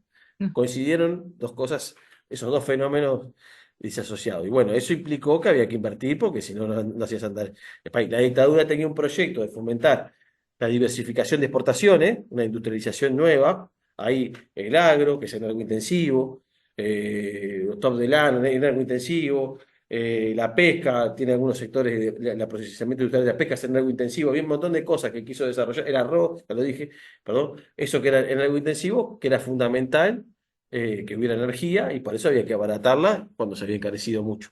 Entonces, todo eso hizo que las inversiones públicas fueran importantes. Gracias por la pregunta, Cata, porque si no, yo doy por sentado que todo el mundo sabía lo que era la PEP y yo petrolero y claramente no es así, perdón. Todo eso, por favor, pregúntenme porque si no, me puede pasar alguna vez. Pero bueno, es cierto que hay algunos fenómenos de liberalización en la dictadura. Voy a poner un ejemplo. La actual Ley Nacional de Electricidad en Uruguay, en realidad es deberíamos decirlo, decreto ley, es una ley de 77. Esa ley habilita que haya privados en el sector eléctrico, aunque no se instrumentaron, sigue vigente, no la cambió nadie, ¿eh? Está de 77, no la cambió nadie, digo por la duda. ¿Sí? Y tiene cosas como, por ejemplo, que antes uno era un suscriptor del ente autónomo, cualquiera fuera en este caso suscriptor de la UTE, ¿sí? Una familia era suscriptora del ente autónomo, y ahí se empiezan a hablar de consumidores. El artículo 4 del decreto ley del 77 dice que no se pueden tener consideraciones sociales en las tarifas eléctricas y hay que solo tener consideraciones económicas. Por tanto, si yo quiero decir, como hacía Valle, que voy a hacer una tarifa social, que eso después lo hizo Luis Valleverra en realidad, ¿no? Una tarifa social para la electricidad a partir del año 46, no voy a poder hacerlo más. ¿Se entiende? Si ustedes miran lo que hizo la UTE después cuando quiere focalizar en sectores de menores recursos, se llama descuentos comerciales y le busca alguna justificación, porque no le puede llamar beneficios sociales o algo porque está prohibido por la ley, que igual encontraron un poco la vuelta, pero quiero decir, por decreto de ley de la dictadura eso está prohibido. Y ahí se da un proceso de reestructuración en la empresa pública que es muy interesante, porque yo les digo empresas públicas y no me parece mal, pero se llamaban entes autónomos. ¿No? Incluso cuando yo empecé, trabajé un tiempo para AUTE, y bastante con el Tincho, muchos años, y los que eran más viejos en el sindicato, vos decías así de empresa pública, te miraban como para pegarte una trompada, decían, no, ente autónomo, ¿no? Lo que había estado, ¿no? Porque no es, ¿no? Porque era eso, es un ente autónomo que presta un servicio, no es una empresa, ¿no? Decía, porque ellos vivieron ese proceso que se le pasó a llamar empresa y que los suscriptores del ente pasaron a llamarse clientes y consumidores. Y no es lo mismo ser cliente que ser ciudadano. No es lo mismo ser cliente que ser un suscriptor de un ente autónomo. ¿Se entiende esto? Entonces, esos procesos sí empiezan en dictadura. Entonces está bueno. Pero digo que la narrativa de que todo se liberalizó en dictadura no es cierta. Tiene muchos bemoles, pero sí que hay pequeños procesos. Entre otras cosas porque privatizar es difícil. Y mercantilizar todo también es difícil. No, no, por eso, no, eso sí no nos debería llamar. Que hay que intervenir para liberalizar. Eso es muy importante. O sea, lo que hace Milei en Argentina, está regulando un montón de cosas para intentar generar mercado. Cuando quiere hacer un mercado, ojalá que no lo logre, de venta de riñones, no va a ser tan fácil hacer un mercado de venta de riñones. Va a haber mucha inversión estatal y mucha intervención estatal para poder hacer eso. Ojalá que eso nunca suceda. Pero quiero decir, ¿se entiende esto? Para decir que el agua es una mercancía que se puede comprar y vender, hubo que pasar cientos de años de muchas cosas en los procesos sociales, ¿no? O las tierras comunales eran de pastoreo y se empezaron a... Bueno, eso no se hizo de un día para otro, mucha intervención, ¿sí? Decretos, cosas, cárceles, todo para... Si no, era, ¿no? Siempre cuento la historia que Marx empezó a estudiar economía cuando empezó a estudiar que los pobres iban presos por agarrar leña en una zona, en una tierra que antiguamente era comunal y que siempre lo hacían, ¿no? Es decir, eso fue un proceso que tuvo que haber un código penal nuevo, una normativa nueva, un cerramiento nuevo, un montón de cosas que llevan mucho tiempo. Entonces, eso, generar mercados exige mucha intervención. Y después sí viene una segunda fase, donde el predominio liberal es más alto, entonces sí que tiene que ver con lo que decía hoy Pirina del consenso de Washington. Para que ustedes ubiquen un poco, eso se da a fines de los 80 y principios de los 90, y se conoce como el periodo consenso de Washington hasta, yo diría, el año 2000, 2001, 2002, donde entra en crisis, ¿sí? Por muchas razones. Pero, digamos, ahí se dan un montón de cosas. Primero, fracaso o caída, o llámele como, o derrota, no sé, de la experiencia soviética, ¿sí? Eso genera una gran crisis en todas las izquierdas, las prosoviéticas y las no tan prosoviéticas, ¿está? Este, y hay toda una serie de discursos importantes sobre el fin de la historia. Yo creo que era Fukuyama, hay un libro sobre eso, ¿no? Es interesante porque hay una historia teleológica ahí de que la historia ya terminó y el capitalismo para siempre. Esas cosas que capaz que hoy no surgen tanto, porque la gente está más pensando que el capitalismo va a desaparecer porque y nos va a tragar a todos, y nos vamos a desaparecer todos. No se viene el fin, ahora más bien es el fin del mundo, no el fin de la historia. En esa época era el fin de la historia. Pero bueno, y en América Latina tuvo muchas cosas porque se da, además, esto pasó también en África, una gran crisis de deuda, que es una de las grandes herencias de las dictaduras de los 70, ¿no? Un gran endeudamiento, una crisis en los 80 muy grande, los estados casi que entran en default, eso hizo que todos los recursos estatales, en su mayoría, fueran para pagar endeudamiento externo, de un poco que eran resultado de las políticas que aplicaron las dictaduras.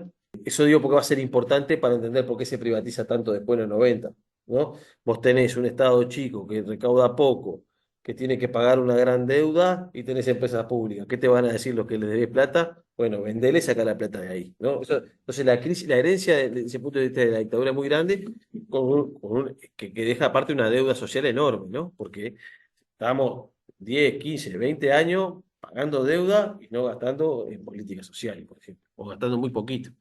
Entonces, eso también ayuda. Pero bueno, todo eso que pasa es muy importante. Entonces se procesan grandes ajustes económicos. Por eso se habla de década perdida, ¿no? En los 80 la década perdida en América Latina, 80 y 90 la década perdida en África. No son por de ajustes estructurales muy grandes. Esto yo decía, cae a fines de los 90, 2000, porque empieza a haber, eh, digamos, resistencia contra los ajustes neoliberales del consenso de Washington.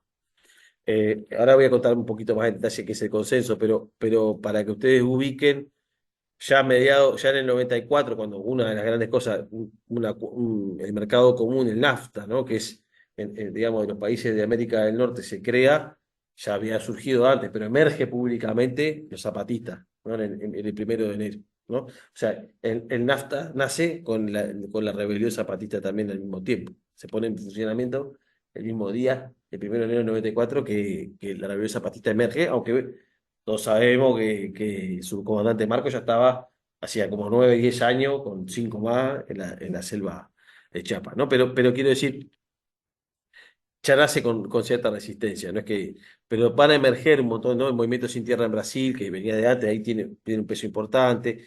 La guerra del agua en Bolivia, que hay un documental sobre eso, que está muy bueno, que muestra efectivamente, hay una película también que es muy linda, que no es un documental, pero es una película, aparte, actúa un actor muy bonito, que creo que es Gael, no sé cuánto, digo, porque capaz si no les gusta la película, por lo menos miran el actor, pero que se llama también La Lluvia, porque eso, había caídas de lluvia donde en Bolivia se aprovechaban con canaletas para sacar agua y eso estaba privatizado, no se podía hacer porque, ¿me explico? Entonces, eh, es buenísima la película por eso, porque te muestra la dureza del proceso de privatización del agua en Bolivia, pero después hay unos documentales, capaz que no son actores tan lindos, pero sí más verídico todo lo que se cuenta, que también habla sobre eso y la resistencia que generó. Fue un gran movimiento, ¿no? Y esa guerra del agua se replicó en todos lados. La lucha del agua acá en 2003-2004 está muy inspirada o también toma elementos, no solamente la tradición de defensa de las empresas públicas en Uruguay, sino que sabíamos que en muchos lados se estaba peleando, por ejemplo, en el caso boliviano. Entonces, esos son pequeños detalles que van mostrando cierto agotamiento de la política del consenso. Para contar eso y ir al detalle, el consenso de Washington, eso, es un consenso que se da en Washington, hasta ahí no dice nada, y que tiene como 10 puntos de síntesis, que mucho tiene que ver con sobre la política económica y cómo pensar los problemas económicos y donde las empresas públicas son un capítulo clave. Yo diría que como las grandes cosas es, la primero, como las Impulsionado necesidades de... fundamentalmente por Estados Unidos e Inglaterra, porque los actores principales fueron la Thatcher y Reagan. Sí, a ver, hay una historia de neoliberalismo que se puede contar ahí, que empieza un poco en América Latina, con Chile como el gran modelo, la doctrina de shock, la aplicación del ladrillo de los Chicago Boys en Chile, 73. Eso con distintas formas se aplica un poco en Brasil, mucho en Argentina y Uruguay, ¿sí? Ese es un primer momento. Un segundo momento donde se aplica en los 80, principalmente en Inglaterra y Estados Unidos con Thatcher y Reagan, y eso se expande después un poco al mundo, pero que tiene una aplicación mucho más fuerte en América Latina y África, que es el Consenso de Washington, que tiene algunas sutilezas, pero que básicamente tiene como distintos hitos de reforma. La mayoría es un funcionamiento nuevo del Estado en la política económica, que es tomar al mercado como el mejor asignador de recursos, eliminar políticas de regulación a nivel de lo que es la producción, de todo tipo y color. Dos, buscar recaudar con impuestos que sean de lo más, se llaman eficientes y menos distorsionadores. Eso es un problema, porque o sea, que hacen, se fomenta la política de generalización del IVA, por ejemplo, ¿no? ¿Por qué se dice que es más eficiente? Porque si yo pongo un impuesto a la renta, yo tengo que saber cuánto ganás vos, ¿no? Y hacer todo un mecanismo con distintas tasas para poder cobrarte el impuesto según cuánto ganás. Pero si yo pongo IVA, digo, pongámosle, las galletitas tienen 22% de IVA. Entonces a mí no me importa que la compre. Si el que la compra es millonario o el que la compra apenas tiene para comer, yo le pongo 22% y yo qué sé. Entonces es más fácil de recaudar, pero es mucho más injusto, digamos. Bueno, esa es la medida, la generalización del IVA es una de las cosas, el tipo de política que se fomentó también con la idea de impuestos neutrales, que también viene de antes, pero el consenso de Washington la toma. Las políticas focalizadas, hay una idea de que no se puede, hay poca plata, no se puede gastar así nomás, por tanto las políticas sociales hay que tener, pero tienen que ser focalizadas en los sectores más pobres y las expansiones universales no se pueden hacer. Eso es un cambio que viene del consenso de Washington. Yo cada vez que alguien me habla de que hay que focalizar políticas sociales en pobres, no digo que esté mal, pero digo, contame todo el cuento, ¿cuál va a ser las universales? Porque si no, me hace acordar estas cosas ya. No, porque la idea era gastar lo menos posible. Entonces, la idea es, no vamos a hacer educación para todos, salud para todos, sino que los que tienen más plata se la paguen y ahí voy a generar sectores, servicios privados de todo eso, y los que no, bueno, un servicio público de menor calidad, ultra focalizado, ¿no? Eso funciona en muchos lados y el consenso de Washington va a ser un momento clave en ese desarrollo. Después, eso, la garantización de los derechos de propiedad como una cosa clave. Y lo otro es la privatización de empresas públicas, que es el punto 9 de los 10 puntos que tiene el consenso de Washington. Es así, ¿no? Anda con Gregre para decir Gregorio y dice privatización de empresas públicas. Entonces, por eso en general decimos que cuando en los 90, Argentina, Brasil, todo, pero Uruguay, etcétera, Argentina va a ser el caso más, tal vez más drástico. En Europa del Este toda, ¿no? Privatizan empresas públicas, están inspirándose en uno de los 10 mandamientos del Consenso de Washington, ¿sí? Que tenía muchas formas de instrumentarlo, porque además, como tenías grandes deudas, cada deuda, el Banco Mundial, el FMI te tiraba unas cartas de intención que había que firmar, que ya te implicaba, entre otras cosas, que para que te pudieran prestar, para ir solventando la deuda, tenías que llevar unos procesos de reforma de política económica que siempre, entre otras cosas, implicaban privatizar. Entonces, eso que pasó en ese periodo histórico, en todos estos lugares que yo les digo, pero básicamente toda África, casi toda América Latina y buena parte de Europa del Este, en el caso uruguayo también tuvieron su manifestación de política económica en general, y en el año 91 el gobierno de la Calle Herrera instrumentó una ley que se llama la Ley de Servicios Públicos, que implicaba privatizar esencialmente las empresas públicas en Uruguay. Lo que pasó es que así como se hizo en Argentina y el proceso avanzó muchísimo y se privatizó todo lo que había y lo que no también, en el caso uruguayo hubo un plebiscito que implicó la derogación parcial de la ley, ¿sí? Y eso trancó. Uruguay pasó a ser, así como Argentina, el modelo del FMI porque había aplicado a rajatabla los mandamientos, en la época de Menem, Cavallo, etc. Uruguay pasó a ser como el ejemplo de resistencia contra las privatizaciones, ¿sí? De hecho, la propuesta por eliminar la privatización parcialmente salió con 72% de los votos a favor. Digamos, el principal impulsor de eso fue el movimiento sindical, y junto con la creación de una Comisión de Defensa del Patrimonio Nacional. Después se suma el Frente Amplio, y después se suma Sanguinetti y el Foro Ballista, y después se suma Sumarán. Ese es el orden. Digo esto, porque tampoco está bueno que diga, no, el Frente Amplio al principio no participó. Se sumó después, y mucho después fue esto, ¿sí? Pero hubo otra propuesta que no le fue muy mal, que era la del voto rosado, que era de no aplicar nada de la ley. Yo esto siempre lo cuento porque hay una idea de que en Uruguay no se privatizó nada. En realidad se privatizó bastante. Quiero decir, capaz que no tanto, porque hubiera sido ¿no? Se hubiera privatizado ANCAP, se hubiera privatizado OCE, se hubiera privatizado la UTE, Antel, etcétera, que no pasó. Ahora vamos a ver que más o menos. Pero sí, era la derogación parcial de la ley, implicaba habilitar un conjunto de privatizaciones. Entonces se cierra el IRPE, que era de la pesca, se vuelve a privatizar la compañía del gas, Pluna pasa a tener su mayoría, que era lo que decía ahí, que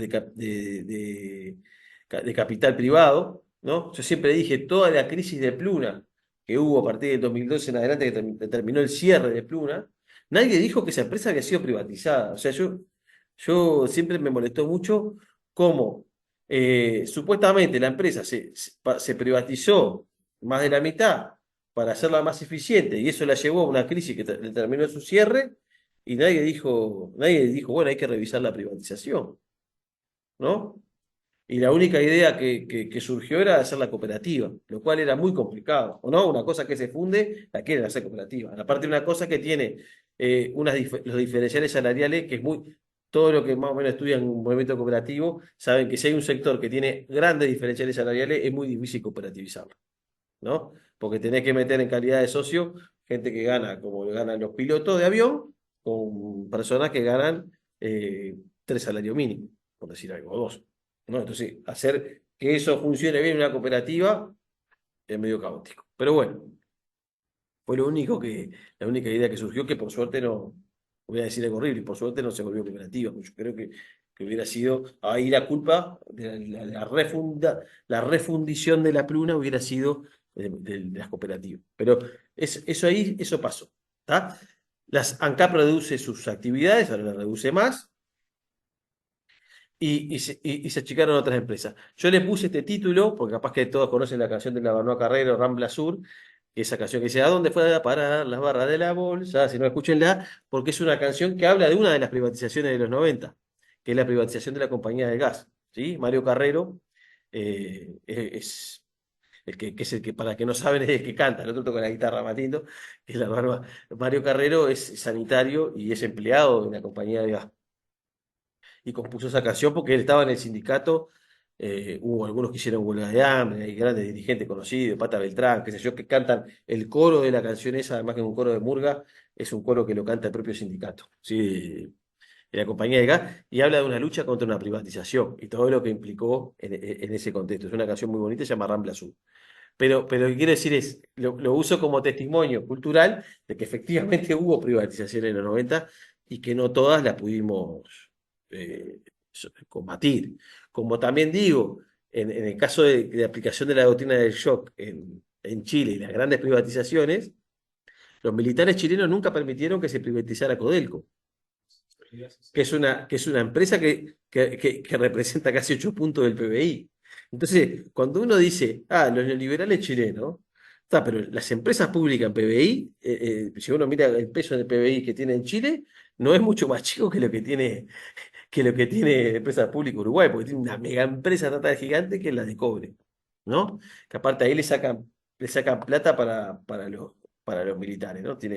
Entonces los militares nunca permitieron que se privatizara. Digo esto para entender estas cuestiones. Pero lo que digo es, los 90 es un momento drástico desde ese punto de vista. En Uruguay se resistió, se logró, por supuesto que es algo muy bueno. No estoy diciendo, no sirve, sí, sirvió para un montón. Logró que tengamos un montón de empresas públicas que hoy que no las tendríamos, pero también se privatizaron otras. Me parece que está bueno que también tengamos conciencia de eso. Acá yo les dejé una historia de cuándo se fueron privatizando, pero ustedes lo van a poder consultar si quieren. Y a partir de esto sí me parece bien relevante, de que se ganó esa lucha mediante plebiscito contra la ley de privatización, empieza una segunda fase, que ahí creo que sí hemos sido más o menos derrotadas y derrotados con total éxito, que es, y yo le puse acá, me gusta mucho el fútbol y no ganar en la liga, que es una expresión que se dice cuando alguien gana los puntos en la cancha y después alguien reclama, ¿no? Más administrativamente para los puntos por alguna cuestión. Entonces se dice ganar en la liga lo que se perdió en la cancha. Pero que la cultura futbolera aparte es algo que está muy mal visto, o deportiva en general. Pero no sé más, capaz que Cecilia Cereza sabe más que yo de deporte y me dice, no, está perfecto. Pero por lo menos en la cultura del hincha está mal visto. Y esto creo que con esto capaz que no vamos a avanzar mucho más que esto hoy, pero me parece que esto es lo más importante, más si pensamos en procesos de lucha actuales. Creo que hay una cosa que yo creo que si pasara mañana, no sé, ojalá, no me ojalá pase esto, yo creo que si mañana este gobierno, cual sea, dice, bueno, vamos a vender la UTE, Antel y ANCAP, por decir algo. Yo creo que habría un proceso de resistencia social muy grande. No sé qué opinan ustedes. Yo a priori pienso que eso va a pasar. Que no digo que no lo puedan lograr, pero que les va a costar mucho. Incluso no me imagino gente juntando firmas a todos lados, gente haciendo de todo. Me imagino eso. Ahora, lo que está bueno entender es que la privatización hoy no va a generar por ese lado, sino que buena parte de la privatización hoy es, no me importa si la propiedad es estatal o privada, en parte sí me importa, sino que si es pública voy a intentar que funcione como una privada. Eso ya es más difícil, porque ¿cómo le explicás vos a la gente, un poco lo que hoy decía Cecilia Savera, bueno, en la UTE no es todo color, no es todo oro, lo que brilla, bueno, Cecilia Savera decía hoy, y tiene razón. ¿Cómo le explicás a la gente que cosas que parecen estatales tal vez no lo son tanto, o que son, pero que funcionan de una forma que tiene una lógica que es lo mismo que fuera una transnacional que fuera una empresa del Estado. Y que contra eso hay que luchar y resistir. Bueno, eso es más difícil. Entonces yo lo que les quiero contar es qué pasó después del 92 en adelante, donde creo que se avanzó mucho en ese sentido, y que es más difícil de visualizar. Hay un economista que yo diría que está a favor de estas cosas, pero que muy interesante, que es Álvaro Forteza, por eso lo cito, que él mismo dice, una vez cerrada la posibilidad de las privatizaciones, la agenda de reforma de los servicios públicos se reorientó hacia la remoción de los monopolios a través de la desregulación, la competencia y la asociación con privados de nuevos emprendimientos. ¿Sí? Entonces, ¿cómo avanzó esto? Bueno, no se pudo hacer en la telefonía fija. No mucha gente tiene teléfono fijo hoy, pero sí se hizo en los celulares. O casualidad, ¿no? No estoy diciendo que defender la telefonía fija estuvo mal. De hecho, gracias a eso, la fibra óptica al principio se logró hacer que fuera estatal, diciendo, bueno, la fibra óptica cumple, es como si fuera telefonía fija, entre comillas, ¿no? Se hizo toda una defensa jurídica que fue en base a eso. Ahora un poco con la LUC y qué sé yo, se perdió porque se tomaron medidas a partir de eso que en parte habilita que pasen privado, etcétera, sin pagar los peajes correspondientes. Bueno, no importa, pero lo que quiero decir es, no estoy diciendo que faltó, pero estoy diciendo, pero ya en el sector de los teléfonos celulares ya no se opera con un monopolio estatal. ¿Me explico? Ahí perdimos. Y nadie dice, ay, esa privatización horrible. Bien, es más difícil. Pero, de hecho, vos tenías un mercado que era todo el Estado, que era el de la telefonía, y ahora es un mercado que está compartido con privados. Que son, a nosotros antes nos parece grande, pero claro, debe ser 50, 100 veces más grande, literal. O sea, cuando uno mira la empresa a nivel global, o sea, tiene más plata que Uruguay, ya no que antes. ¿Se entiende esto? Entonces, la estamos poniendo a competir al tiburón con la majuga, ¿no? Entonces, cuando hablan de competencia de mercado, son cosas complicadas. Bien, entonces ahí tenemos un ejemplo. En el caso del sector eléctrico, yo le dije que iba a hablar un poco más a veces de eso porque es lo que más conozco, aunque ahora le abrí otra cosa. En el año 97 se aprobó la ley de marco regulatorio para el mercado. Entonces se hizo, bueno, el decreto de ley de 77 ya habilita a los privados, pero no había ninguno. Entonces se interpretó que se necesitaba regular mejor eso y crear una administración de mercado eléctrico para que empezaran a venir los privados. ¿Está? Entonces, primero se hizo una ley de marco regulatorio y después se creó la ORSEC en el 2001 y la ORSEA, que es la que para la energía y agua, en el 2002, ¿no? Las unidades regulatorias. Y después en el 2003 se crea la Administración del Mercado Eléctrico, que no lo puse en la PPT. ¿Por qué lo digo esto? Porque en el año 97, AUTE también juntó firma para ir a un plebiscito contra la ley de marco regulatorio, porque entendieron, como yo creo yo, con mucha claridad, que se había audado en el 92 que no se quería privatizar, y esto implicaba de alguna forma buscar un nuevo mecanismo para privatizar. ¿Qué pasó? No llegaron, no llegaron con la firma. O sea, llegaron con la firma, les explicaron que tenía votos, no llegaron con los votos. Entonces, no sé, ni siquiera se votó la instancia definitiva. Entonces, miren para que vean que esto es mucho más difícil. En el 2002, ante la amenaza de un referéndum, Valle tuvo que volver atrás un proyecto de ley que tenía para asociarse con privados. En el 2003 se votó y se derogó la privatización de ANCAP, y en el 2004 la Comisión del Agua por la Vida logró modificar la Constitución para que el agua se declarara derecho humano y cortar así con las concesiones a privados, porque la OCE no se vendió, pero sí se habilitaban concesiones como Buen Maldonado, yo creo que hubo en otro lado, Uruguay, Buen Maldonado, no sé si hay alguna otra más, pero esas se lograron, en Colonia también me parece, sí, se lograron trancar. ¿Tá? O sea que la lucha siguió. Pero lo que quiero mostrar es que así como se lograron combatir esas cosas, la ley de marco regulatorio, la creación de la ORSEC y la ORSEA pasaron como si nada. De hecho, Uruguay tiene, porque yo creo que está bien que haya unidades reguladoras de las empresas públicas, entre otras cosas, para que controlen a la empresa de afuera y digan si los precios que cobran, las tarifas que cobran, no son muy onerosas. ¿No? Es la preocupación que traía Cecilia Saavedra hoy. que es muy importante. Pero eso, Uruguay desde el año 67 tiene por constitución una organización, una institución que es la OPP, que está encargada de regular, y no funciona, no hace eso. Y la OPP era una cosa que se había creado en una época con una concepción desarrollista, en una época que había que tener una oficina para la planificación y que te tuviera que coordinar la planificación de las empresas públicas.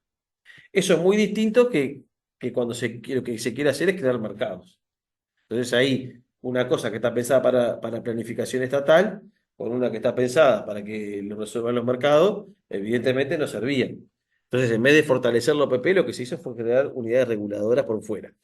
Con el gobierno actual y la creación de la LUC, lo que hizo es que a esos entes reguladores se les dio una jerarquía mayor, se la declaró servicio descentralizado, por lo tanto tienen el mismo peso que la OPP. Porque antes podía decir alguien la OPP era, no, ahora tienen el mismo peso, mayor peso, este, mayor peso institucional, si quiere, mayor peso en el organigrama público, digamos. Entonces, se los jerarquizó desde ese punto de vista, ¿sí? Porque, y tienen el mismo peso que las empresas públicas, porque antes alguien podía decir, la URSEA determina la tarifa, dice que la tarifa de la UTE debería ser tal, pero la URSEA es una dependencia de presidencia y la UTE es autónoma, es un ente autónomo. Entonces, nos cagamos, entre comillas, en lo que diga la URSEA. Ahora ya, por más que eso no pasaba, porque obviamente el directorio si no el director de la UTE, el presidente de turno, a la segunda que le haga eso, lo saca la miércoles. Obviamente que eso no es así, pero sí te da, la UTE tenía una autonomía. Bueno, a medida que vos normativamente ahora le das un peso similar a la URSEA que la UTE, es toda una señal, ¿no? Creo yo. Pero bueno, esas cosas son mecanismos que van avanzando. Y eso tiene un nombre. Entonces, con eso vamos a cerrar el taller de hoy. Eso tiene un nombre desde el punto de vista de en la literatura económica, digamos, ¿no? Que le llaman el buen gobierno corporativo de las empresas públicas. Entonces, cada vez que lean algo o les diga que se hable de buen gobierno corporativo o que las empresas tienen que mejorar su gobierno corporativo, qué sé yo, agarren un revólver. Esa es un poco mi recomendación de la clase de hoy. Porque por más que pueda ser gente muy bien intencionada, en el fondo está diciéndole esto que yo les vengo compartiendo hoy. Entonces, como para entender esto, todas estas preocupaciones que yo les traía, tienen como marco normativo o teórico, conceptual, mejor dicho, de fondo, la idea del buen gobierno corporativo de las empresas públicas. Entonces, antes de eso voy a arrancar por el final, que es, a mí me gusta decir que hay dos formas de privatizar. Una es vender, en el caso de la empresa pública, vender la empresa y que se la den a un privado, ¿no? O si fuera, no empiecen una empresa, piensen en un liceo. Tengo el Java. El Java, yo digo que vale todo, no sé qué, 3 millones de dólares, y se lo vendo a la gente de Elvio Fernández y pasa a ser un liceo privado. ¿No? ¿Se entiende? Privatización. La UTE la agarro, la compra Enel, que es la eléctrica italiana, que está por la Argentina en todos lados, en América Latina está en todos lados, Enel. La compra y pasa a ser privada. Perfecto. No hay duda, nadie me va a decir. Pero hay otra, esa es la forma que yo le llamo la exógena. Yo le llamo, no, hay un montón de gente que dice eso. Pero hay otra que le llaman la endógena, que es, se va a llamar UTE, va a ser del Estado y todo. Lo que va a pasar es que va a funcionar como una privada. Tercerizo todo lo que puedo tercerizar. Su objetivo principal va a ser el lucro. ¿Me explico? No va a tener políticas sociales, ni planificación estratégica, ni nada por el estilo. Entonces, ¿es del Estado? Sí. Pero es una empresa pública y más o menos. ¿Se entiende esto? Porque se la hizo funcionar como si fuera un capital privado. ¿Sí? Y yo creo que, como dijimos hoy al principio, lo que le decía al principio es, ¿se acuerdan cuando hablamos al principio de la clase? Que uno de los argumentos para tener empresas privadas, públicas, es decir, por ejemplo, hay un espacio de la vida social que nosotros queremos que no esté regido por el lucro, ¿no? ¿Se acuerdan que eso al principio lo dijimos? Bueno, entonces, si yo hago que una empresa funcione con la lógica de lucro que tenga propiedad estatal, ya algunas de las cosas por las que podría tener sentido tener una empresa pública empiezan a perder fuerza, ¿no? Entonces, esta es una de mis preocupaciones. Yo creo que el buen gobierno corporativo de las empresas públicas, básicamente, es una idea que va en este sentido. Es decir, la propiedad será pública o privada, pero yo voy a hacer que funcione como si fuera privada. Eso está peor, porque en realidad es un cascarón vacío, termina generándose todo el riesgo en el Estado y todos los beneficios de las empresas privadas. Bueno, acá Jorge dice, es peor porque es un cascarón vacío, que dice, no, porque parece que toda la parte menos rentable se la queda en la pública y todo lo demás se va para el sector privado. Después lo vamos a discutir. Yo no me va a dar para ver eso hoy, porque tenía el caso de la revolución eólica en Uruguay, que me parece que tiene un poquito de eso, y no lo voy a poder ver. Pero se las dejo en la PPT y van a ver un montón de datos que capaz que les ayude. Y en todo caso podemos hacer, si les parece bien y no se aburren mucho, yo lo que puedo hacer es grabar un video y que se les llegue sobre el caso de la UTE para que lo puedan ver después. Eso sí lo puedo hacer. Pero vamos a cerrar bien con la idea del gobierno corporativo que me parece clave. Entonces, ¿quiénes son los que producen estas cosas? La OCDE, que es una cosa que nuclea a los países de Europa, básicamente Estados Unidos, Chile y alguno más, Israel, qué sé yo, que produce mucha documentación y análisis, y el Banco Mundial. El Banco Mundial tiene, el BID también ha hecho alguna cosa, mucha información sobre la necesidad de fomentar el buen gobierno corporativo de las empresas públicas. ¿Tá? Eso es como para que vean los promotores. A nivel local, ha habido muchos, yo diría, los partidos políticos, en las elecciones pasadas, no en estas que no miré todavía, o sea, no vi nada interesante, quiero decir, más que no vi nada nuevo. El Partido Nacional tenía toda una cosa sobre empresas públicas que era fomentar, digamos, el gobierno corporativo, ¿sí? Y de hecho la LUC tiene algunos cambios normativos que están inspirados en eso.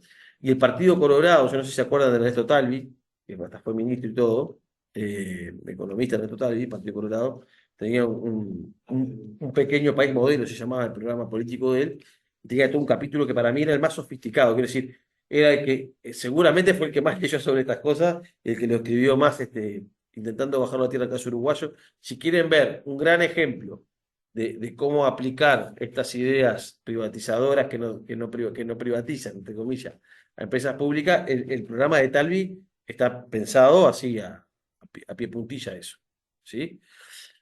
Y después hay un conjunto de lo que llaman think tanks o usinas de pensamiento, ¿sí? Que son muy importantes, donde esto también se desarrolló, ¿sí? Ceres, que es una consultora creada por Ramón Díaz y que fue dirigida casi toda su vida por Ernesto Talvi. O sea, Ramón Díaz, neoliberal uruguayo, fundador de Búsqueda, junto con Carlos Mallorquín, los únicos dos latinoamericanos que fueron presidentes de la Sociedad de Montpellerin, que es como la meca de los neoliberales, creada por Hayek, ¿tá? Ese es Ramón Díaz, y Talvi, que es un economista formado en Chicago, ¿no? En la Escuela de Neoliberal de Chicago, que hoy habló Cata al principio. Esos fueron los directores de serie. Eso tiene mucha documentación hecha sobre esto. Después hay un centro que es Faros, que era de la Academia Nacional de Economía, vinculado también con la Universidad de Montevideo. El director de eso era Ignacio Munyo, que ahora es el director de Ceres, también más o menos muy parecido a Talvi. En la Universidad Católica hay un observatorio del sector energético que escribió cosas sobre el gobierno corporativo para las empresas públicas. Uno de los principales referentes de ese observatorio era Omar Paganini, actual ministro de Industria en el gobierno que todavía tenemos. ¿Sí? O sea que toda esa gente hizo todos unos desarrollos programáticos de aplicar estas ideas para Uruguay. Y acá la CCEU, que es la Confederación de Cámaras Empresariales, que es como un lugar que se nuclea todas las cámaras empresariales, también tiene documentos que hablan de esto.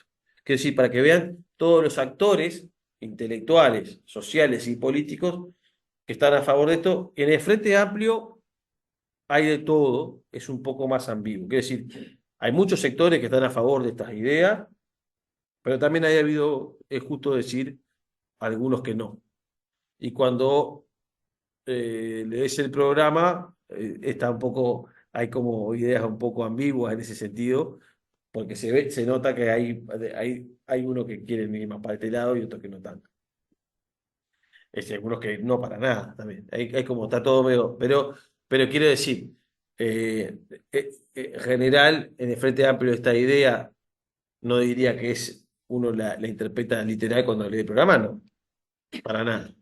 Uno diría, el antagonismo más absoluto con esta idea. No, tampoco. Hay cosas ahí un poco vidriosas. Pero yo diría que en general, por lo menos es bastante más resistida esta idea. Sí, no, no, no, no. Y de hecho, en los gobiernos de Frente Amplio, digamos, anteriores, ahora, ha habido casos también muy contrarios a esto y algunos que también son un poco vidriosos. Pero está, digo, son tensiones con las que habrá que vivir. ¿Cuáles son las ideas? Y ahí con esto cierro, para que no digan mucho, ya dije mucho virubiru. Ya dije quién las dice, quién las inventaron y quiénes las usan acá.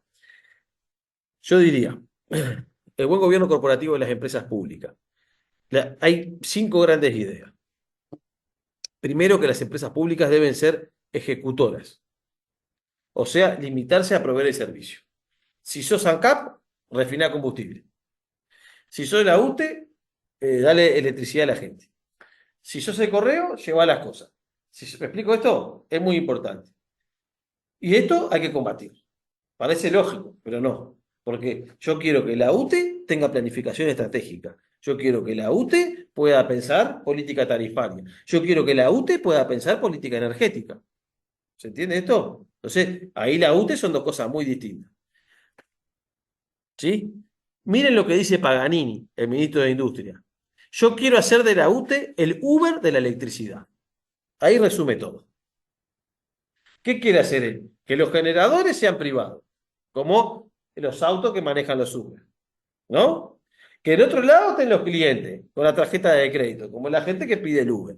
¿Y qué es lo que hace el Uber? Es una plataforma que conecta a esos generadores con esos clientes, ¿no? ¿Y qué va a hacer la UTE? Una plataforma que va a conectar a esos generadores con esos clientes. Entonces, claro, entonces ahí solamente brindarse servicio. Entonces, en el caso de la UTE va a ser transmisión, algo de distribución, un poquito de generación y va a ser esa plataforma que ejecuta eso, no que piensa, no que organiza, no que investiga, no que tiene laboratorio, ¿no? Entonces, eso, solamente ejecutor. Su objetivo primordial debe ser la rentabilidad. Esto yo digo, lo saco de los textos digo, si no me creen, busquen y van a ver, que no es un invento mío. No es una interpretación mía, no es que yo hice una... o sea, lo otro sí es interpretación, pero que dice que tiene que ser ejecutora, que tiene que tener como objetivo primordial la rentabilidad. Entonces acá, políticas sociales que hagan las empresas públicas, empresas públicas que fomentan desarrollo como lo de empresas de transmisores como Urutran en Uruguay, no, todo eso no, porque lo único que tiene que hacer es cosas que den negocio. Andarle dando luz a gente que está en la ruralidad dispersa, no, eso no es rentable. ¿Se entiende esto? Un montón de cosas que hacemos, ¿no? Si hacer una inversión a pérdida para garantizar agua potable, no. ¿Se entiende? Entonces por eso digo, si me pones eso, ¿qué me importa que sea estatal? Casi, ¿no? Me da lo mismo. Bien. 3. Las tarifas deben fijarse según el costo de suministro. Esto ya aplica en muchos de los servicios públicos, en el caso del agua no, en el caso de la electricidad sí, en fin. Entonces quiero decir, para mí es una cosa que es complicada, porque muchas veces gente que tiene menos recursos vive en lugares donde el costo de suministro es más alto. Entonces, una buena cosa de poder tener todo, por ejemplo, en Uruguay, ni siquiera la dictadura lo sacó. Hay tarifas únicas en todo el país, en muchos de los servicios públicos. Entonces, eso hace que, en el caso de la electricidad, por ejemplo, darle luz a Pocito es mucho más barato que darle luz, no sé, a donde vivo yo, Colonia Valdense. Para poner un ejemplo de lugar que no es pobre, digamos, ¿no?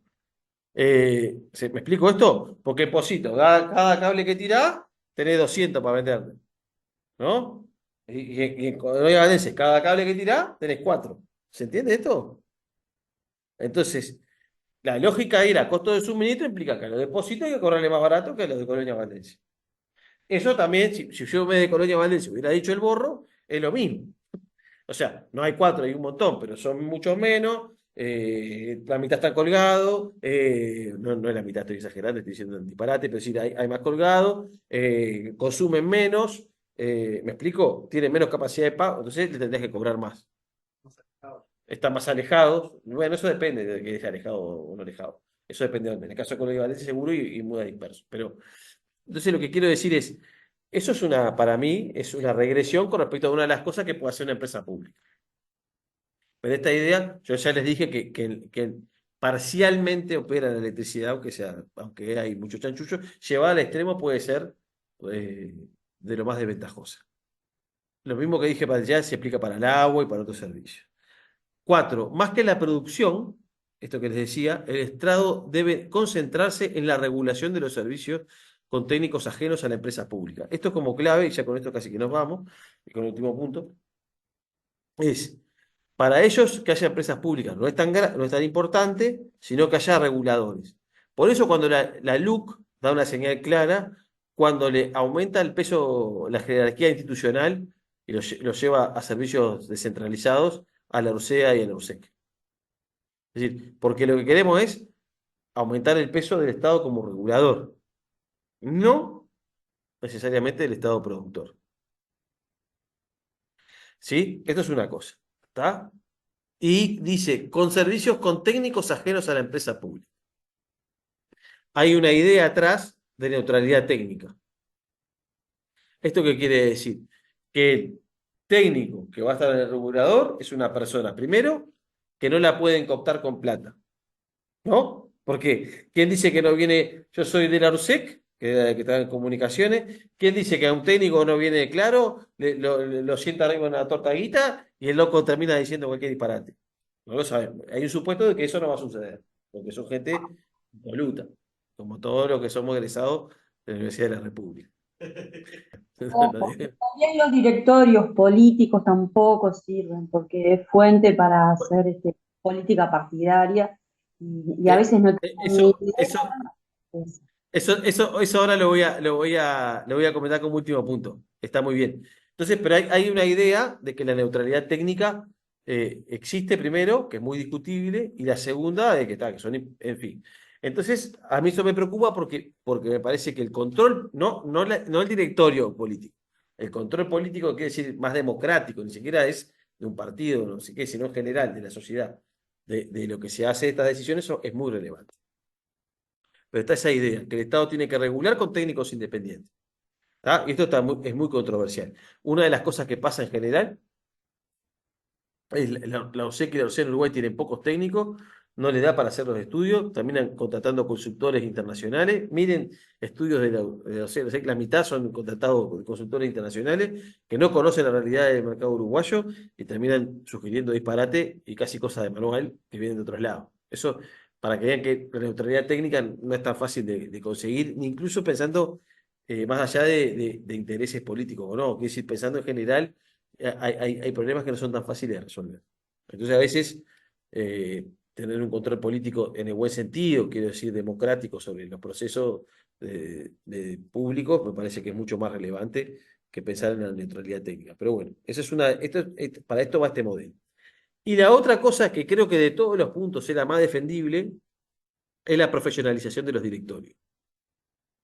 ¿Qué quiero decir con esto? Que un poco en el caso uruguayo, pero también en el mundo, es intentar combatir la idea de puerta giratoria en el mundo, ¿no? En el caso uruguayo yo creo que ese problema es menos relevante que otro, que voy a decir ahora. Pero en el caso en el mundo las puertas giratorias son, no sé, Felipe González, Aznar, todos terminaron en algún momento siendo directores de empresas privadas, ¿no? En muchos casos que venían de haber tenido también participación en el Estado, o en este caso fueron presidentes, pero otros directores de empresas públicas que pasan a empresas privadas, ¿no? La idea de puerta giratoria, o políticos que pasan a ser directores de empresas privadas. Gente que incluso no tiene especialización en el caso de los dos españoles que le nombré, en el sector energético estuvieron los dos como directores, después en el sector, en empresas privadas del sector energético. Una cosa rarísima, pero que tiene una explicación muy clara de por qué están ahí, ¿no? Entonces quiero decir, esa idea, profesionalizar el directorio, intentar evitar el problema de las puertas giratorias, es muy relevante, ¿tá? Y para el caso uruguayo, la discusión que yo creo que sí tiene sentido es, de alguna forma, intentar evitar que gente use la empresa pública como trampolín para obtener mayores aspiraciones políticas, ¿no? Esa es un poco una idea que yo creo que podría tener sentido de que se intentara regularizar. Quiero decir, hay algo para pensar ahí, ¿no?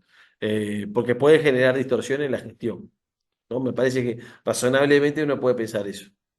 Entonces, me parece que de todos los puntos hay algo a revisar un poco o tomar algún elemento, un poco lo que decía Cecilia, que es este punto 5. Claro, esta idea que tenía el programa de la coalición multicolor, cuando ves cómo compusieron los editores de empresas públicas, te causaba gracia. Yo me acuerdo que estaba armando un documento que armé sobre esto y fue justo cuando estoy terminando, nombran al hijo de Sanguinetti para director de la UTE. Claro, entonces digo, ¿cómo le digo a la gente que tengo un punto que está en el programa de ellos? No me va a creer, ¿no? Pero, o sea, por De decir, cargos, es reparto de cargos, es así, es reparto de claro, cargos claro, y sí, hacen una catapulta política, es como vos dijiste. no, no, Entonces, no está bueno eso, la verdad que no está bueno.